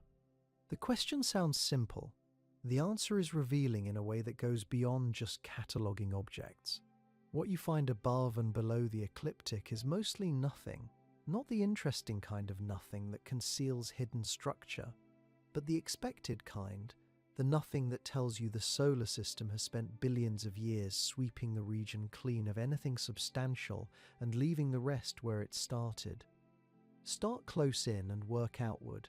The asteroid belt, that wide band of rocky debris sitting between Mars and Jupiter, orbits almost entirely within the ecliptic plane. Its inclinations are small. The belt's members drift slightly above or below the plane, but not by much. And the reason is the same reason everything else stays flat. They formed there. The rotating disk of material that eventually became the solar system deposited rock and ice where angular momentum said to deposit it. Angular momentum said to deposit it in the plane. Billions of years of gravitational interactions with Jupiter have stirred things up somewhat. But the asteroids have not escaped. They are still there, churning slowly in the disk like sediment in a riverbed. The Kuiper Belt tells essentially the same story. It sits beyond Neptune, extending from roughly 30 to 50 astronomical units from the Sun. It is overwhelmingly concentrated in the ecliptic plane. The objects there, icy bodies left over from the solar system's formation, inherited their orbits from the same collapsing disk that made the planets. Their inclinations are generally low. They are stuck in the plane for the same reason everything else is stuck in the plane. They were born there, and the solar system has given them no compelling reason to leave. Then there is Pluto. Pluto's orbit is inclined about 17 degrees from the ecliptic. That is genuinely unusual compared to the 8 major planets.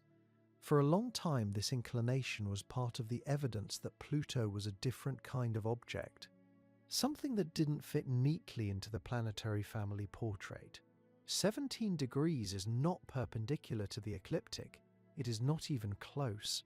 But in the context of the main solar system, where most planets orbit within a degree or two of the plane, 17 degrees stands out enough to demand explanation. The explanation involves billions of years of gravitational interaction with Neptune.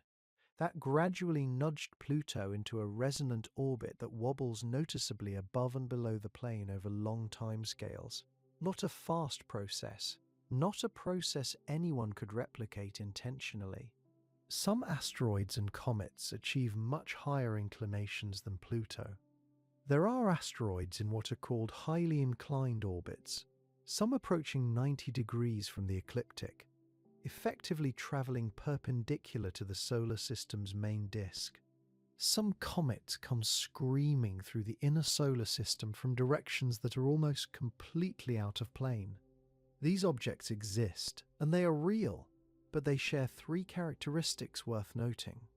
They are small, they are few, and they got where they are through processes that unfolded over millions or hundreds of millions of years, driven by gravitational nudges from Jupiter and Saturn and Neptune. Nudges that compounded over timescales no human mission can hope to match. The Oort cloud is the one region of the solar system that genuinely exists out of plane. It is a vast spherical shell of icy bodies extending from roughly 2,000 astronomical units to perhaps 100,000 astronomical units, surrounding the solar system in all directions, above, below, sideways in equal measure. Comets that originate there arrive at the inner solar system from essentially random directions, having been disturbed from their distant orbits by passing stars or the gravitational tide of the galaxy itself. These are the long-period comets, and their high inclinations are real. But the reason the Oort cloud is spherical rather than flat is precisely that it exists at such extreme distances that the ecliptic's influence has faded to almost nothing. At 50,000 astronomical units from the Sun, the solar system's angular momentum barely reaches. Objects there drift in the cold dark with almost no preferred orbital direction. The ecliptic's grip runs out long before you get there. That is the only reason anything is left in a spherical distribution at all. Reaching those distances is not a solution to the problem of going up. It is a description of the one place where the problem eventually dissolves, a place no spacecraft has ever come close to reaching. What this inventory reveals is something deeper than a list of objects. The solar system is not simply a structure that resulted from physical processes in the past. It is an active enforcer of its own architecture. Jupiter's gravity continuously sweeps the ecliptic, pulling objects toward the plane or ejecting them from the system entirely if their inclinations become too eccentric over time. The planets interact gravitationally in ways that preferentially damp out-of-plane orbits for nearby objects. The disk structure is not just a snapshot of how things formed. It is an ongoing constraint on how things can move, maintained in real time by the same gravitational machinery that built it. Objects with high inclinations have survived despite this machinery, not because of it. They are the exceptions, the ones that found stable niches where the perturbations balanced rather than accumulated, or the ones pushed to such extreme distances that the machinery barely reaches them. They took geological time to get where they are. A spacecraft on a decade-long mission operates on a timescale that is incomprehensibly short compared to the processes that shaped these objects' trajectories. There is no shortcut that compresses 100 million years of gravitational nudging into a 10-year flight plan. This is the deeper point the inventory makes. The emptiness above and below the ecliptic is not accidental. It is the predictable result of a system that channels objects into the plane and keeps them there. The scarcity of high-inclination objects is itself the evidence. Nature has been running the experiment continuously for 4.6 billion years. Most of what it has produced is still in the disk.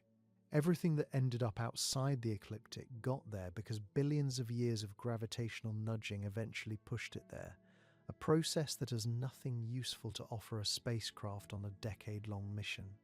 There is a second problem that stacks on top of the first one, and it is less obvious but just as severe.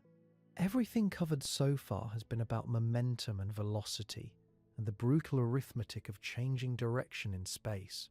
Those problems are real. But even if you solved them, even if you found some way to produce the delta V required to push a spacecraft sharply out of the ecliptic plane, you would immediately run into a different wall, a quieter one, the kind that doesn't announce itself until you're already deep in the mission and the numbers start coming back wrong. That wall is power. Almost every spacecraft ever launched has relied on solar panels as its primary source of electricity. The logic is obvious. The sun is right there, constantly radiating energy in all directions. Capturing some of that radiation and converting it to electricity is relatively cheap, relatively reliable, and requires no fuel. Solar panels don't run out. They don't need to be refueled at some distant station. You unfold them in space and they work, for years, sometimes for decades. The catch is the distance. Solar energy doesn't spread out evenly as you move away from the sun. It follows what physicists call the inverse square law, which means that if you double your distance from the sun, your solar panels don't generate half the power. They generate 1/4. Move 3 times as far away and you get 1/9. The relationship is unforgiving and it compounds fast. At Earth's distance from the sun, solar panels perform reasonably well. Engineers design around their limitations, but the power is there. At Mars, roughly 1.5 times Earth's distance, panels generate about 40 to 45% of what they would at Earth. Still workable, though it requires larger arrays to compensate. At Jupiter, 5 times Earth's distance, a solar panel generates somewhere around 3 to 4% of its Earth performance. Not a modest reduction, a collapse. A spacecraft at Jupiter running on solar power is operating on almost nothing. This would be a problem for any deep space mission. For a mission trying to travel significantly out of the ecliptic plane, it becomes something worse because of what the most efficient propulsion systems actually run on. Ion engines are the best rocket technology currently available for sustained deep space travel. They achieve specific impulse values, a measure of fuel efficiency, many times higher than chemical rockets. A chemical engine burns its fuel in a burst and produces enormous thrust for a short time. An ion engine does the opposite.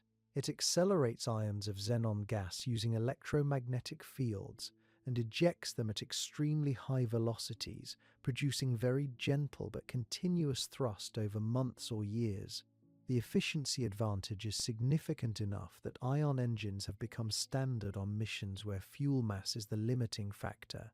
But ion engines run on electricity. Every ion that gets accelerated through the engine requires electrical power to do it. The thrust an ion engine produces is directly proportional to the power going in. Cut the power in half, and you cut the thrust in half. At Jupiter's distance, where solar panels are producing 3 or 4% of their Earth output, an ion-powered spacecraft would be generating almost no thrust at all. The engine would be running, technically, but barely pushing. This creates a contradiction that sits at the heart of any out-of-ecliptic mission using electric propulsion. You need the most thrust precisely when you are farthest from the Sun, fighting hardest against the gravitational well and the orbital mechanics that are working against you. But farthest from the Sun is exactly where your power source is most depleted. The two curves move in opposite directions. Power falls as distance grows. Propulsion demand rises as distance grows. They cross going the wrong way. The obvious response is to switch power sources, and engineers have thought carefully about this. Two alternatives exist that provide power independent of distance from the Sun. The first is the RTG, a radioisotope thermoelectric generator. RTGs work by converting heat from the natural radioactive decay of plutonium-238 into electricity. They have no moving parts. They require no sunlight. They degrade slowly over decades. Voyager 1 and Voyager 2 both ran on RTGs, and they are still sending back data merely half a century after launch, operating in complete darkness at the edge of the solar system. New Horizons, which flew past Pluto in 2015, uses the same technology. RTGs are genuinely remarkable devices. For missions where distance from the Sun makes solar power impossible, they are the only option that has actually worked in practice. But they have real limitations. The plutonium-238 they require is expensive, difficult to produce, and in limited global supply. Each RTG produces a modest amount of electricity, measured in hundreds of watts rather than kilowatts. Scaling that up to power a high-thrust ion engine is not straightforward. A single RTG produces enough power to keep a spacecraft's instruments and communications running. It does not produce enough to run a propulsion system doing serious work. Adding more RTGs means adding more mass. Each unit weighs several kilograms. Stack enough of them to power a meaningful ion drive, and the mass penalty starts eating into the payload, which in turn requires more fuel to launch, which drives up cost and complexity in a familiar spiral. The second alternative is nuclear fission. A small nuclear reactor generates far more power than any RTG, and does so independently of the Sun. NASA and the Department of Energy have been developing fission reactor concepts for space applications for decades, with renewed urgency in recent years. The Kilopower project demonstrated a small fission reactor design capable of producing several kilowatts. Proposed larger systems could reach tens of kilowatts or higher. Nuclear fission power in space is not a fantasy. It is achievable engineering, but it brings its own complications. Reactors are heavy. They require shielding to protect sensitive instruments and electronics from their own radiation. They introduce regulatory and political hurdles that add years to mission timelines.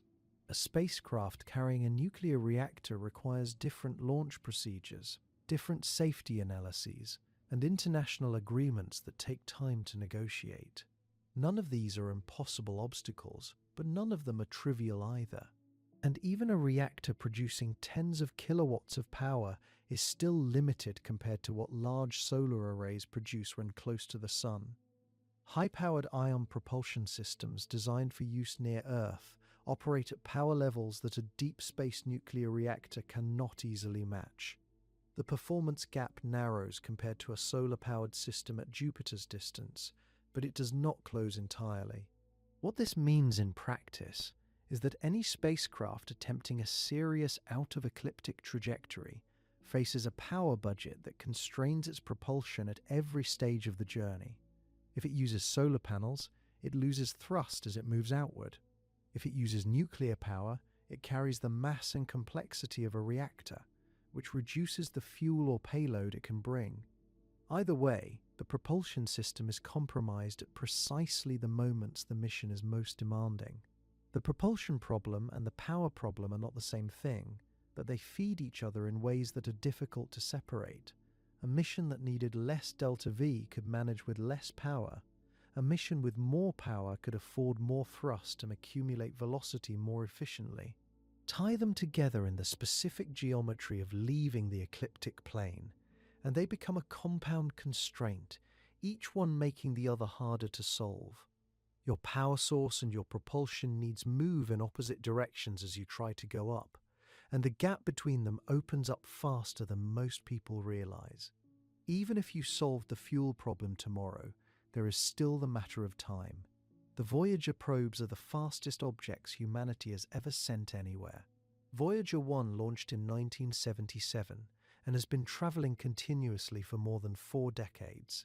It has covered roughly 160 astronomical units from the Sun. To put that in terms that actually land, 1 astronomical unit is the distance from Earth to the Sun, about 93 million miles. Voyager has traveled 160 of those. That sounds enormous. And then you learn where the actual edge of the solar system sits, and the number starts to shrink. The heliopause is the boundary where the Sun's solar wind finally gives out. It sits at roughly 120 astronomical units. Voyager 1 crossed it in 2012. After 35 years of travel, it had just barely cleared the Sun's influence in that one narrow measure. The Oort cloud, the vast spherical shell of icy bodies that marks the true gravitational reach of the Sun, begins somewhere around 2,000 astronomical units. It extends outward, in some models to merely 100,000. Voyager will not reach the inner edge of the Oort cloud for another 300 years. It will not cross the outer edge for tens of thousands. This is the distance problem, and it applies with full force to any mission designed to travel significantly out of the ecliptic plane.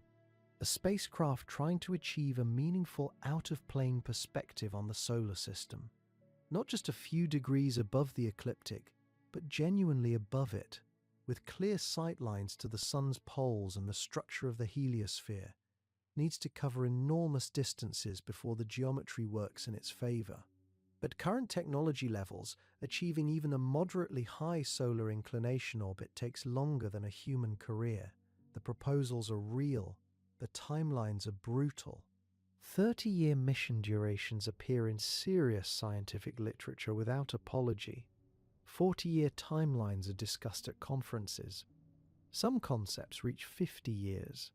The instruments on board such a spacecraft need to survive not just the radiation and cold of deep space, but simply the passage of decades. The electronics must keep running. The gyroscopes must stay calibrated. The transmitters must hold their frequencies. Voyager's instruments were designed with extraordinary care, and several have failed anyway. A spacecraft built today and launched toward a high solar inclination would be asking its hardware to outlast the careers of the people who built it, and then ask for more. There is a human infrastructure problem beneath the engineering one. The scientists who propose these missions and write the software that runs the instruments need to remain available when something goes wrong. And something always goes wrong. A signal arrives from 40 astronomical units, indicating an unexpected sensor reading. The engineer who designed that sensor retired 12 years ago. Her documentation is thorough, but documentation has limits. The institutional knowledge that lives inside a person is not fully transferable to paper, and a 50-year mission tests that reality in ways that 10-year missions do not. Communication compounds everything. At 40 astronomical units, a radio signal traveling at the speed of light takes roughly 5.5 hours to reach Earth. A command sent in response takes another 5.5 hours to arrive at the spacecraft. An engineer who notices a problem at 9 in the morning will not receive confirmation that the fix worked until late that night, assuming nothing else goes wrong in between. At 100 astronomical units, those delays stretch past 13 hours each way. Managing a spacecraft across delays like that requires procedures, patience, and institutional commitment that outlasts administrations, budget cycles, and shifting national priorities. Space agencies have genuine trouble sustaining commitment to missions with 10-year timelines. The James Webb Space Telescope took roughly 20 years from concept to launch and nearly collapsed under budget pressure multiple times. It was saved because its scientific case was overwhelming and its political coalition held together through multiple administrations. Most missions do not have that coalition. A mission with a 50-year timeline is asking several successive governments in multiple countries to keep writing checks for results that will not arrive until their grandchildren are in the workforce. This is not a cynical observation. It is a structural one. Democratic institutions and agency budget cycles operate on timescales of years. Scientific returns that arrive on timescales of decades fit poorly inside those structures, regardless of how important the science is. The solar system's physical scale works against human institutional timelines just as surely as it works against rocket fuel budgets. The fuel problem and the time problem are separate obstacles, and solving one does not touch the other. Out-of-ecliptic missions face the time problem in a particularly concentrated form, because the energy cost of getting to high inclinations means you cannot simply go fast. A spacecraft that burned most of its delta-V budget just changing its orbital inclination has little left for additional acceleration. It arrives at its destination slower than it would have preferred, and the distances involved mean that slowness accumulates into years. A mission that might take 20 years in the ecliptic plane takes 40 out of it, because the trajectory is less efficient and the available velocity is lower. The two problems stack. The scientific community has not given up on out-of-ecliptic observation. The proposals keep coming. Researchers have designed careful architectures using Jupiter gravity assists, advanced solar electric propulsion, and nuclear power sources to shorten these timelines as much as the physics allows. The timelines compress somewhat. They do not compress to anything a single funding cycle can absorb comfortably. The best realistic scenarios still put meaningful out-of-ecliptic missions at 30 to 50 years of flight time, with launches that are themselves a decade or more away. What lives above and below the ecliptic plane is real science worth doing. The people who want to do it are serious and capable. The physics is not cooperating, and neither is the clock. The solar system is not just physically hostile to going up, it is chronologically hostile, and human institutions are not built to wait decades for results from a single direction of travel. Astronomers would genuinely love to look down at the sun's poles. Not metaphorically, literally, the way a weather satellite looks down at the Arctic and maps the circulation patterns no ground-based observer could ever see. The sun's poles are scientifically extraordinary. The polar magnetic fields are where the solar cycle originates, where the sun's vast magnetic reversals begin and propagate outward through the entire heliosphere.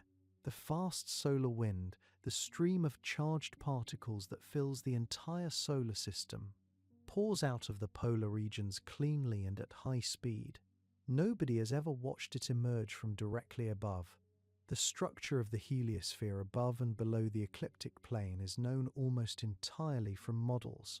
Direct measurement of the sun's third dimension is essentially missing from solar physics. These are not minor gaps. They sit at the center of questions about how the solar cycle affects every planet in the system, how cosmic radiation reaches Earth, how the entire bubble of solar influence is shaped. A spacecraft in a true polar solar orbit could answer all of them. The instruments to do this already exist.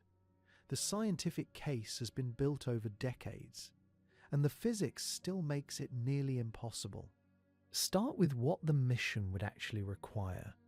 A spacecraft designed to orbit the Sun over its poles needs to travel in an orbit inclined at or near 90 degrees relative to the ecliptic plane. That means its orbital path passes over the Sun's north pole, falls down past the south pole, loops back in a continuous cycle above and below the plane where all the planets travel.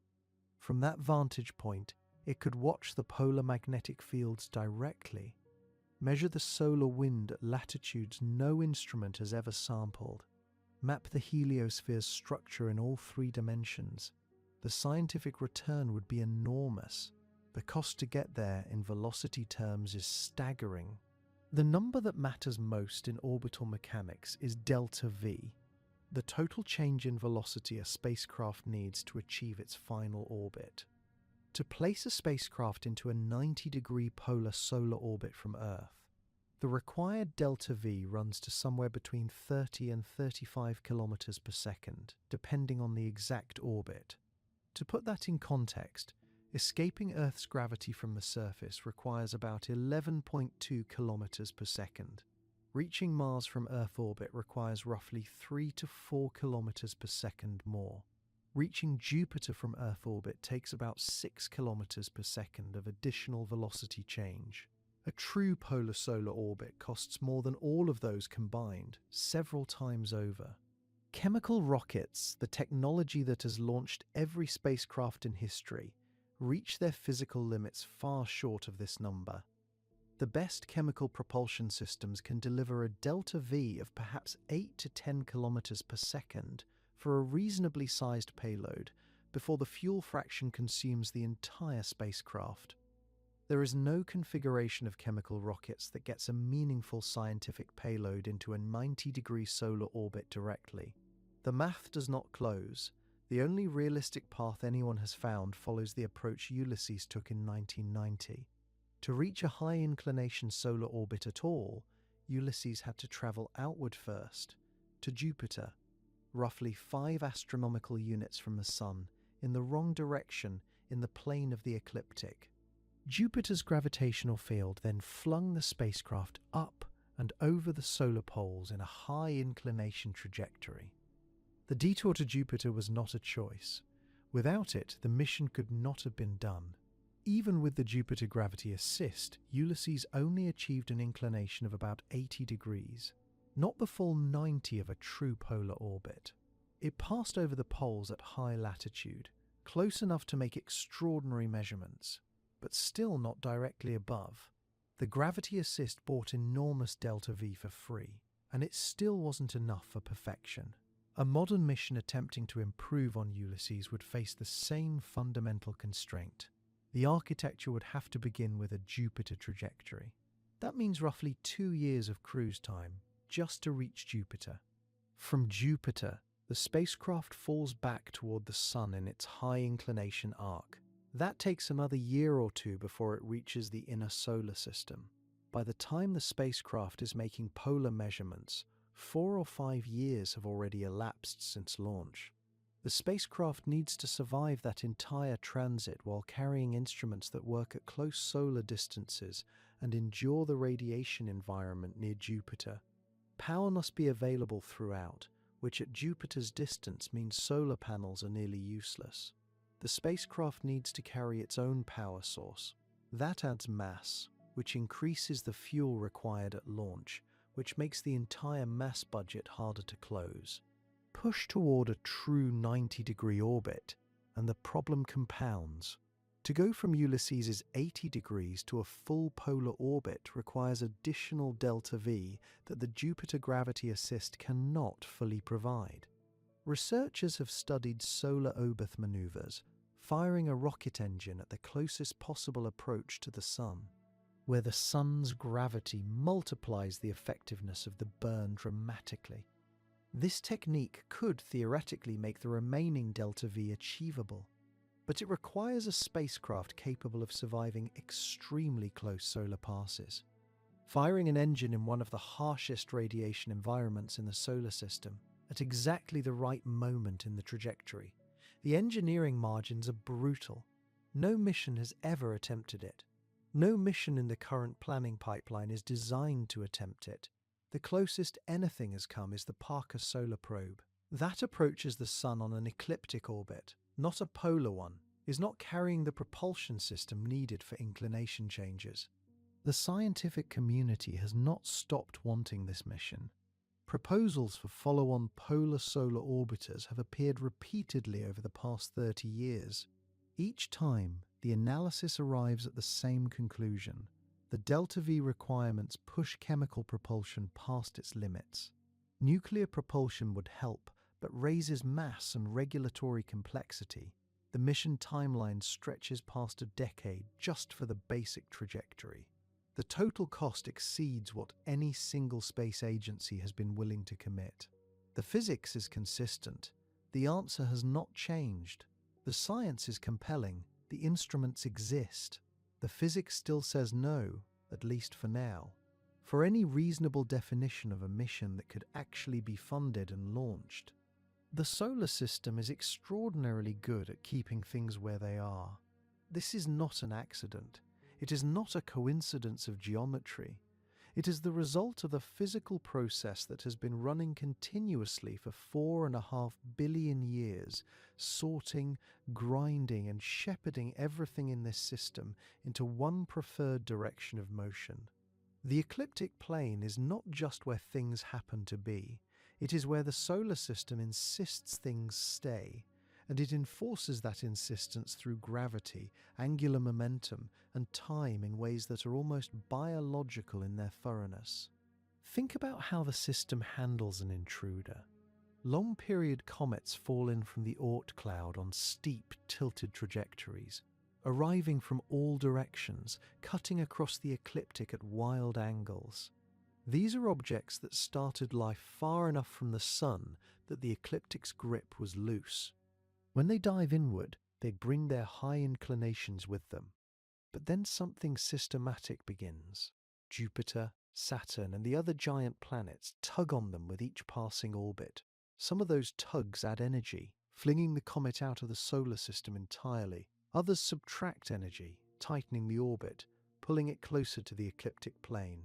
Over dozens of orbits, across hundreds of thousands of years, the comets that survive gravitational ejection tend to be the ones whose orbits have been ground down toward the plane.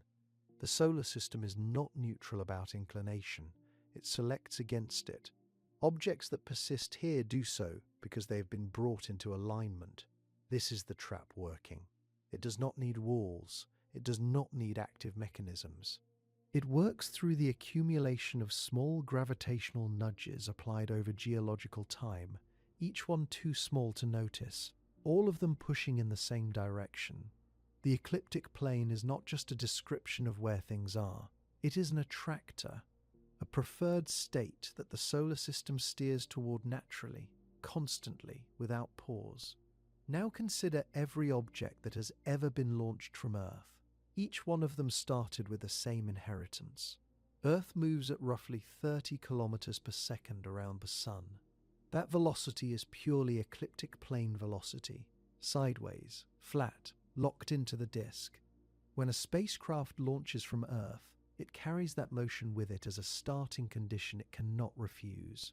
The solar system handed Earth that velocity 4.6 billion years ago, and Earth handed it to every rocket, every probe, every piece of hardware humanity has ever thrown into space. There is no opting out of this inheritance. It is baked into the physics of where we were born. This is the deeper problem beneath all the fuel calculations. It is not simply that going up requires a large delta V. It is that the starting point itself is wrong. Everything launched from Earth begins life moving in exactly the wrong direction for an out-of-plane trajectory. The ecliptic plane velocity that makes reaching Mars or Jupiter relatively tractable becomes pure dead weight the moment you try to go perpendicular to it. The solar system's gift to its residents is a velocity vector, and that vector points sideways, always sideways, never up. The numbers behind this are striking enough that they deserve a moment. The delta V required to achieve a high inclination solar orbit starting from Earth is larger than the delta V needed to escape Earth's gravity from the surface.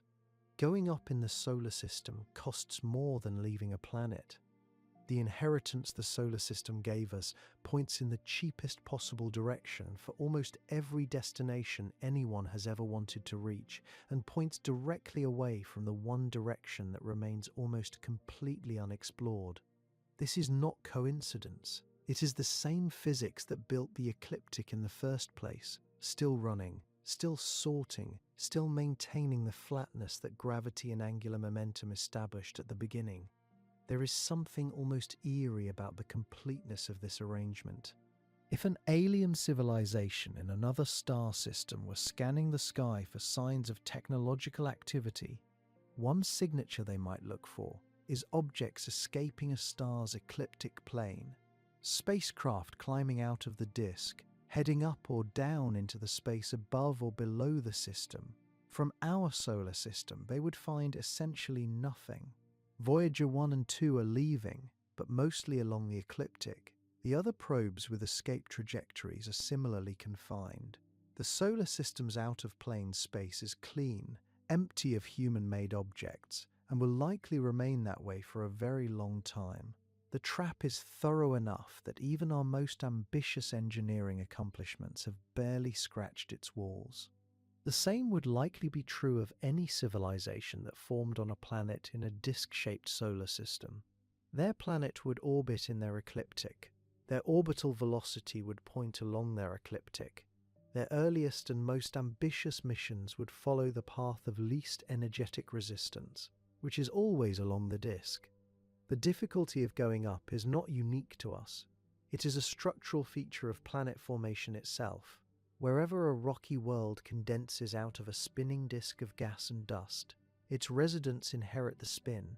The direction that costs least is the direction the disk prefers, and the direction that costs most is the direction the disk has never used. What this means in the broadest sense is that the solar system is not a neutral environment. It has a preferred axis. It has a preferred plane. It has preferred directions of motion, and it has been actively reinforcing those preferences through gravity for longer than complex life has existed on Earth. The sun and angular momentum together built an architecture that is remarkably stable, remarkably flat, and remarkably resistant to any attempt to leave it in the perpendicular direction. Every generation of engineers will find the same physics waiting for them.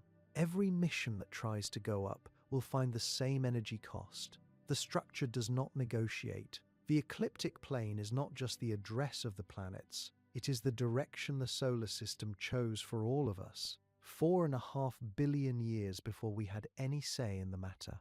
None of this means going up is permanently out of reach. Currently impossible and permanently impossible are not the same thing, and the distinction matters. Every barrier described so far, the fuel costs, the angular momentum, the uselessness of gravity assists for inclination changes. These are real constraints, not misunderstandings, but they are constraints on the technology we have today, not on the technology that is coming. Several concepts on drawing boards right now could, if they reach maturity, change the calculation in meaningful ways. None of them are close.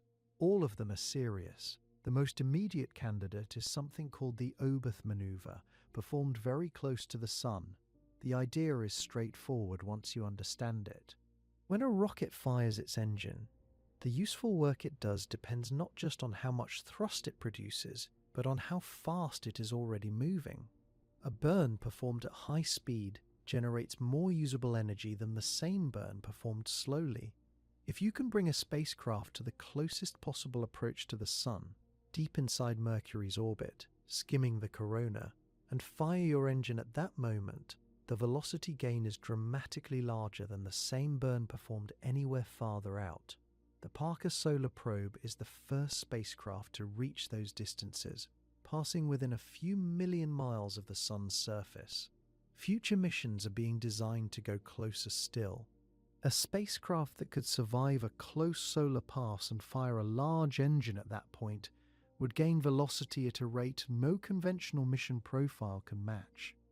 This is not a workaround for the inclination problem. It is a partial solution. Used correctly, It could make trajectories that are currently fuel impossible merely fuel expensive, which is a different category of problem entirely.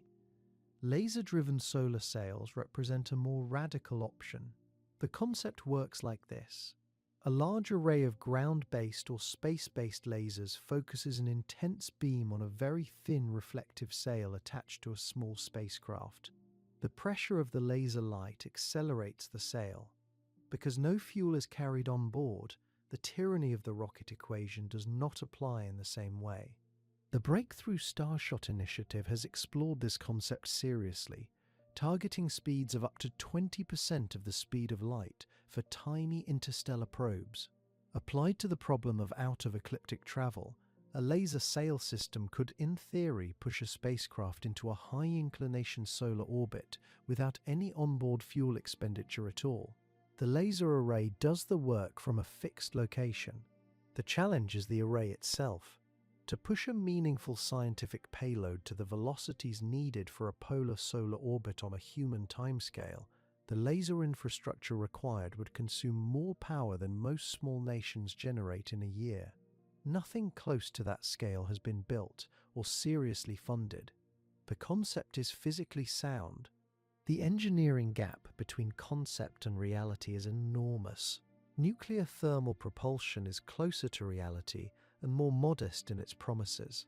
A nuclear thermal rocket heats propellant using a reactor rather than chemical combustion, achieving roughly twice the efficiency of the best chemical engines. This is genuinely useful. A mission that would require a chemical rocket of a certain size could be accomplished with a nuclear thermal rocket that is significantly smaller and lighter.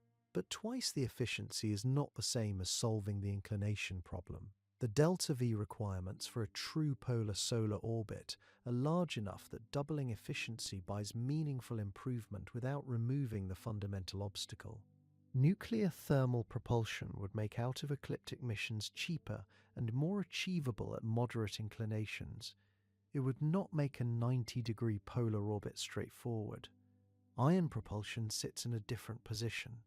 Ion engines are extraordinarily efficient. Their specific impulse values are 5 to 10 times better than chemical rockets. The trade-off is thrust. Ion engines push very gently for very long periods. A spacecraft running ion engines continuously for years can accumulate enormous velocity changes, which means inclination changes become theoretically achievable. The problem is power. Ion engines need electricity. And electricity in the outer solar system comes either from solar panels that weaken with distance or from nuclear power sources with their own mass and complexity. A mission using ion propulsion to climb out of the ecliptic plane would need to run its engines for years before achieving meaningful inclination, during which time it is consuming power and not doing science. This is not disqualifying, but it shapes what kind of mission is realistic and on what timescale. Nuclear pulse propulsion is the outlier. Project Orion, developed in the late 1950s and early 1960s, proposed driving a spacecraft using a series of nuclear detonations behind a large pusher plate. The performance numbers are extraordinary. A spacecraft built along those principles could achieve velocities many times greater than anything chemical or ion propulsion can manage. It would make high-inclination solar orbits achievable on timescales of years rather than decades. The obstacles are not primarily technical. They are political, regulatory, and practical. The Partial Test Ban Treaty of 1963 prohibits nuclear detonations in space. Building and launching such a system would require political decisions that no government has come close to making. Fusion propulsion sits in a similar position but farther out. If controlled fusion becomes a practical power source, something that has been 30 years away for most of the last 70 years, the specific impulse values achievable with fusion drives would make the inclination problem look manageable. That is a significant if. The most realistic near-term path forward combines several things that are individually achievable. A spacecraft launched on a conventional rocket using a Jupiter gravity assist to gain speed in the ecliptic plane performing a deep solar orbit maneuver at closest approach to maximize the effect of a nuclear thermal engine burn, could reach a meaningfully high inclination within a decade or two of flight time. This is not science fiction. It is a mission architecture that engineers have sketched seriously. The limiting factor is investment in the nuclear power and propulsion technology that makes the key burn possible. Without that investment, the mission reverts to the Ulysses model, partially successful, scientifically valuable, and never quite reaching the orbit that would answer the deepest questions. The most optimistic honest estimate puts a dedicated high-inclination solar polar mission with real out-of-plane coverage at roughly 20 to 30 years from now. That estimate assumes nuclear space power research continues, that advanced propulsion concepts receive sustained funding, and that a space agency somewhere commits to the mission before the window of political will closes again. Each of those assumptions is uncertain. The physics is not going to change, but the tools we bring to the physics might, and the gap between what's currently impossible and what's eventually possible is a gap that engineering has been closing for as long as humans have been pointing things at the sky.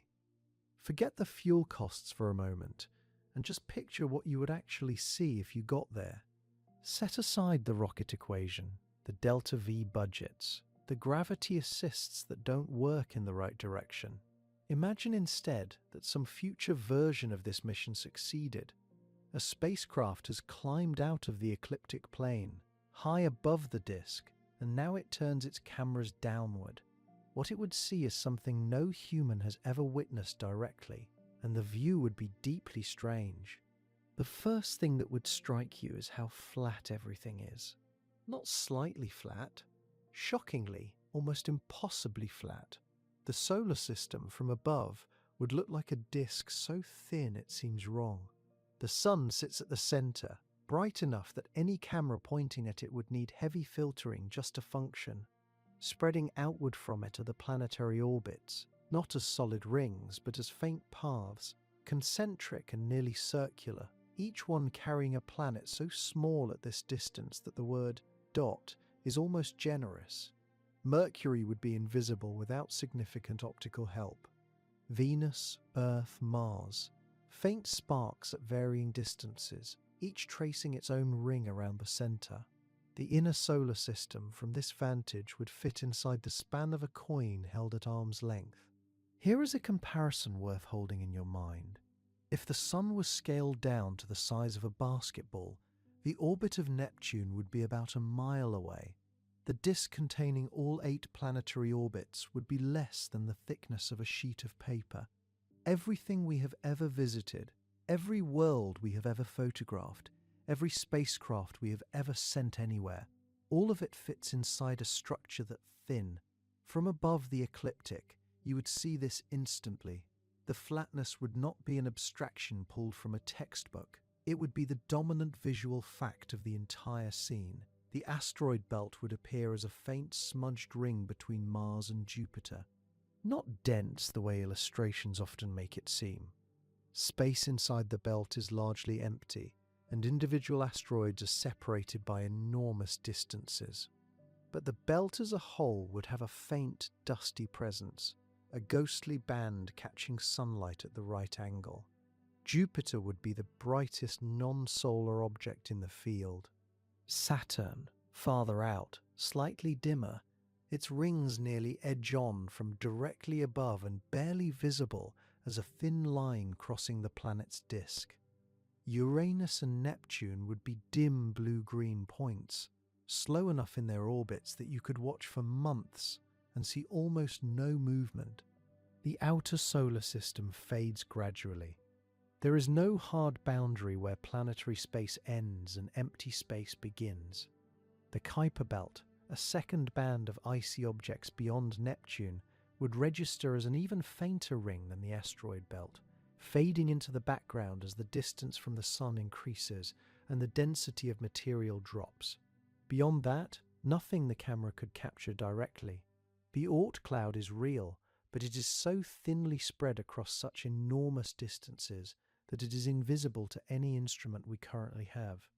The solar system, from above, ends not with a wall, but with a whisper. Earth itself would require deliberate searching to find. At the distances needed to see the full disk of the solar system, Earth is a point of light indistinguishable at first glance from Venus or Mars except by its position. The Moon would not be separately visible.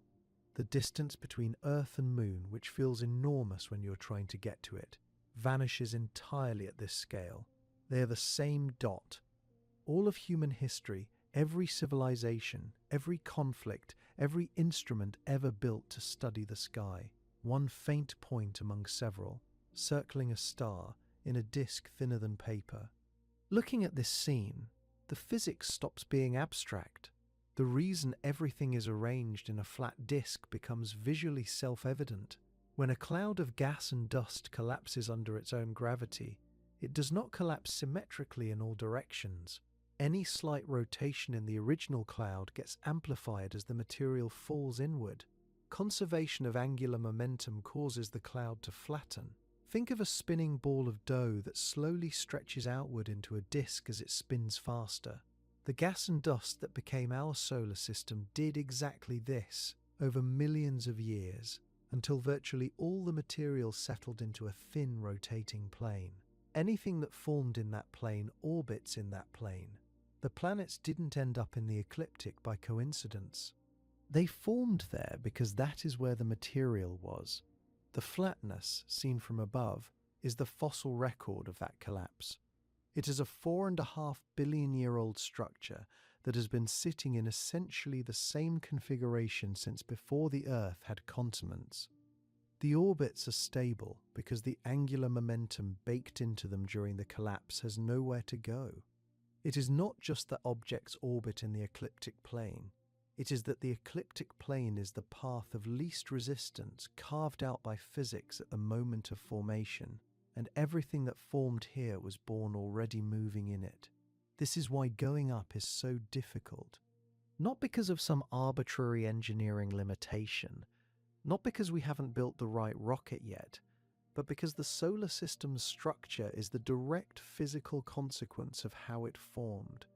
Going perpendicular to that structure means fighting against angular momentum that has been accumulating since before Earth existed. The disk is not a constraint placed on top of the solar system. The disk is the solar system. The flat shape and the enormous cost of leaving it are the same phenomenon, seen from two different angles. The reason you can't easily go up, and the reason the solar system looks the way it does, are the same reason, written in the same physics, 4.5 billion years old. Ulysses is the closest humanity has ever come to actually doing this.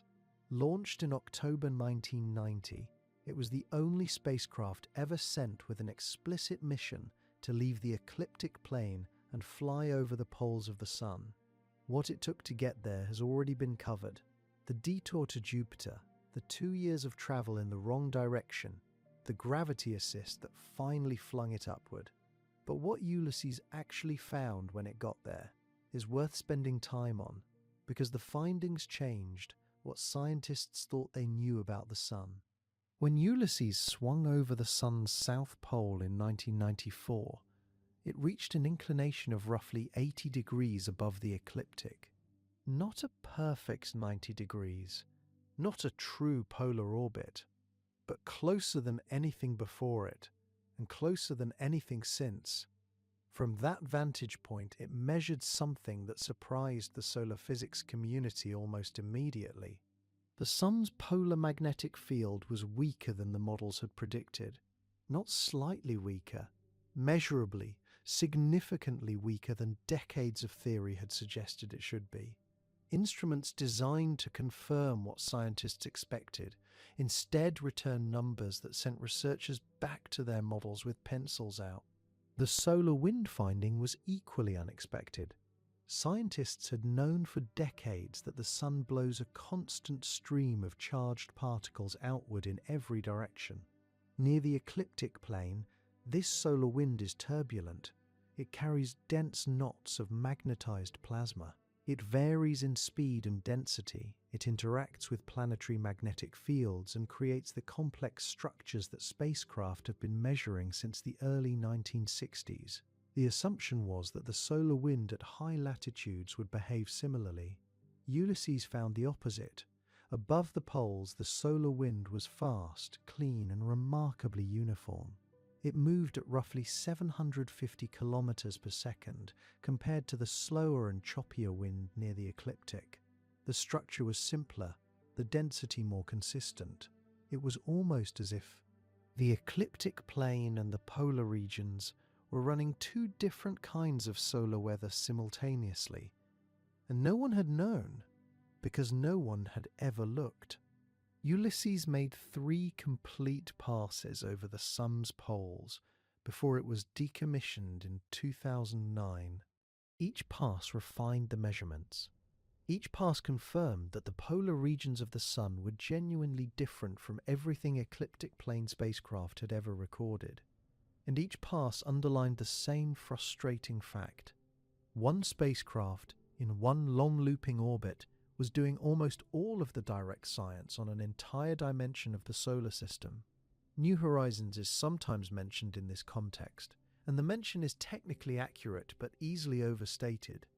After completing its Pluto flyby in 2015, the spacecraft continued outward into the Kuiper Belt and is now traveling in a direction that takes it very slightly out of the ecliptic. The angle is modest. It is not a polar trajectory. It is not designed as an out-of-ecliptic mission. New Horizons is a Kuiper Belt explorer that happens to be drifting faintly away from the plane as it travels. Calling it an out-of-ecliptic mission would be like calling a car that veers slightly toward the shoulder a vehicle that left the road. The Voyager probes are escaping the solar system along trajectories that are close to the ecliptic. Voyager 1 is traveling at roughly 35 degrees above the ecliptic plane. Voyager 2 is headed in a somewhat different direction, but also not dramatically out of the plane. Both spacecraft have crossed the heliopause, the boundary where the sun's solar wind gives way to interstellar space, and both have sent back measurements from that boundary that no instrument had ever recorded before. But their trajectory was optimized for speed and for the grand tour planetary flybys. The out-of-ecliptic angle they carry is incidental, not intentional. Pioneer 10 and Pioneer 11 are also departing the solar system, again roughly along the ecliptic. Pioneer 11 was sent to Saturn, and its trajectory produced a modest inclination relative to the plane, but nothing approaching what Ulysses achieved. These spacecraft are remarkable for their longevity and for what they confirmed about the outer solar system. They are not, in any meaningful sense, out-of-ecliptic missions. The Parker Solar Probe is a different case entirely. Launched in 2018, it has made close approach after close approach to the Sun, gathering data on the solar corona and the origin of the solar wind that no previous mission could reach. It is revealing new physics about how the solar wind accelerates, how magnetic structures in the corona behave, and what the Sun's immediate environment looks like up close. It is doing this from an orbit that stays near the ecliptic plane. Parker is answering questions about the regions of the Sun that are easiest to reach. The polar regions remain outside its view, and this is the gap that builds with every mission. Each spacecraft that operates in the ecliptic plane returns data that raises new questions about what is happening above and below it. Ulysses showed that the polar magnetic field is weaker and the polar solar wind is faster. But 3 passes by a single spacecraft over nearly 2 decades of operation is a thin foundation for a complete picture. The 3-dimensional structure of the heliosphere, the magnetic shell the Sun projects outward into space in all directions, is known mostly from theoretical models stitched together with fragments of direct measurement. The polar caps of the heliosphere have had one visitor. The rest is mathematics and inference. The scientific case for going up does not rest on speculation. It rests on mission after mission returning data that exposes the edges of what ecliptic plane observations can tell you. Every time Parker makes a close solar pass, it raises questions about how the corona behaves at latitudes that Parker cannot reach. Every time a heliospheric model is updated, the largest uncertainties cluster around the polar regions. The solar cycle, which drives space weather that affects satellite operations, communications, and power grids on Earth, originates in magnetic dynamics that are best studied from above. The data is not there yet because getting there is still nearly impossible. Every mission that has grazed the edge of the ecliptic has come back with data showing what we do not know about the solar system's third dimension, and the list keeps growing.